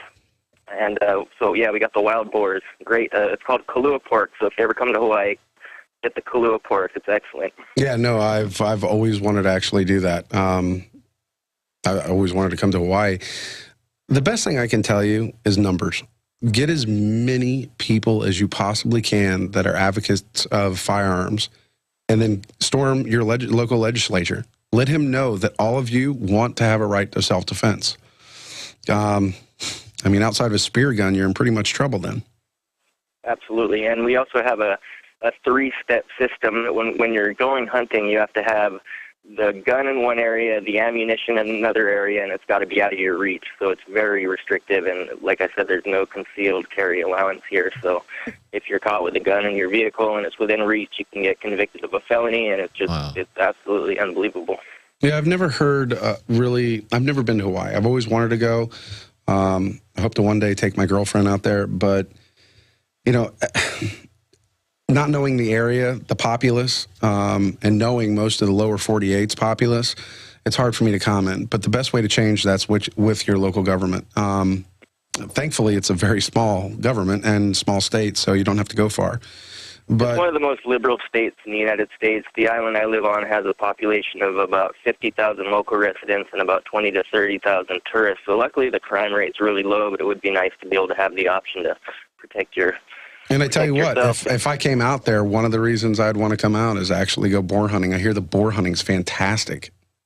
Yeah, it's amazing. Those boars are dangerous, so most of the locals go with the dogs, and the dogs wear them out, you know, if you can't get them with the first shot. And we got some amazing hiking and hunting and fishing and sightseeing, and, yeah, you guys would love it. Come out in the winter.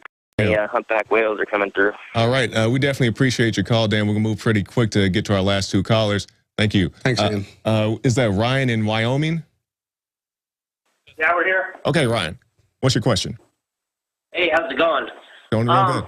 My question is, I know that it's you legally have to register your firearm when you purchase it from a dealer. But do you think it's right? Do you think I should have to do that? Hold on. First and foremost, where in Wyoming you have to register? Because it's it's not a federal requirement. Colorado. I'm calling from Wyoming. Okay. I can't speak for law outside of the state of Florida, federal law, or the state of Texas. However, I can tell you this. Gun registration is not done by the federal government. It's done by the local or state government. So you'd have to check in with that. Once again, rolling back to a previous question on the last call, that's something you get with your state legislature about. There's only like 5 states in the country that I think of that you need to register a handgun. I can tell you Texas definitely isn't one. Right. And that form you fill out when you purchase the handgun, you know what I'm talking about? Is it the ATF form? Yeah. Okay. Can you guys get a document cam shot? Because actually I wanted to talk about this, but go ahead with your question. Yeah, this document right here basically has to be kept on file by the FFL, which is a federally firearms licensed dealer, for a period of 20 years. If you buy more, well, they have different laws in Texas, New Mexico, California, and Arizona, thanks to Eric Holder. But here, if you buy more than one gun, a special letter has to go to the ATF to notify them of not only you, but the weapons you purchased. So that's like one of the stories that you'd mentioned earlier, Jakari, about the individual who was being harassed for ammo. Yes. It was the dealer that sold them out. No one else would have known. Right. So he was suspicious. He made the phone call. Some dealers will do that. Some dealers adamantly stay away from it. And that's something that you want to consider when you start taking your hard-earned money into a gun shop, is what kind of people are they? All right. Did he answer your question? Okay. Yeah. And check to see if you actually have to get it registered in Colorado. I don't think you do. But okay. I'm not certified or licensed there, so it's hard to tell. If I don't have to get it registered, it's just a good idea not to, right? Well, it's a violation of your inalienable right. I mean, why should you have to register? That's the bigger question. Yeah, I don't want to be on a list or anything because I bought a firearm that my right's not supposed to be infringed upon. Exactly. And I mean, I myself, I'm a public figure in the firearms industry, so I actually I'll do stuff just so they do notify them. All right, we definitely appreciate your call. We're just trying to get to our last caller. We'll go to David in Georgia. Quick, what is your question, sir? Yeah, hi. I just want to say good evening to both of you. Good evening. Long-time listener, first caller. I just had a couple of questions recommending to friends and family, like what kind of firearms they should purchase if they've never had one, or if they should get a handgun and a rifle, or what kind of weapons does Matt recommend to first-time buyers? It's a really broad question. Men and women are different. You have about a minute to answer. Ooh, okay. This is Jeopardy. We have... Alex Trebek's going to sue us now. Basically, comfort's a big factor. Do not get the little cute pink gun for the wife. They usually recoil very violently. She'll shoot 4 or 5 rounds out of it, yell at you for it, and never shoot it again. So she won't develop the kind of proficiency she needs with that weapon in order to repel an attack. If it's for a lady, don't get a small gun. Get a big gun. Big guns absorb recoil. That recoil is one of the main factors that intimidates them not to learn more. So make sure she's comfortable. When she grabs that gun and it feels good in the hand, that's the gun she needs. Okay, real quick. Home defense, what do you recommend? Home defense. One gun. 12 gauge. 12 gauge. All right, that's it for our section of the InfoWars Money Bomb. I definitely want to thank Matt Williams for sitting in with us. His site is gunfightersclinic.com. The number to donate is 1-888-253-3139. Thanks for watching. Is that Conan music? Yeah. Battle cry! October 18th and 19th, 48-hour special transmission.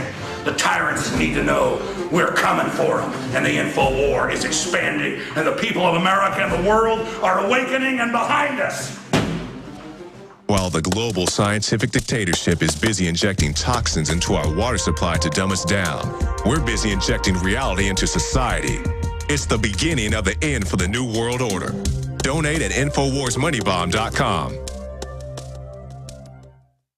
The global banking cartel has used one tried and true process to create wars, rob us of our currency, and eat away at our substance.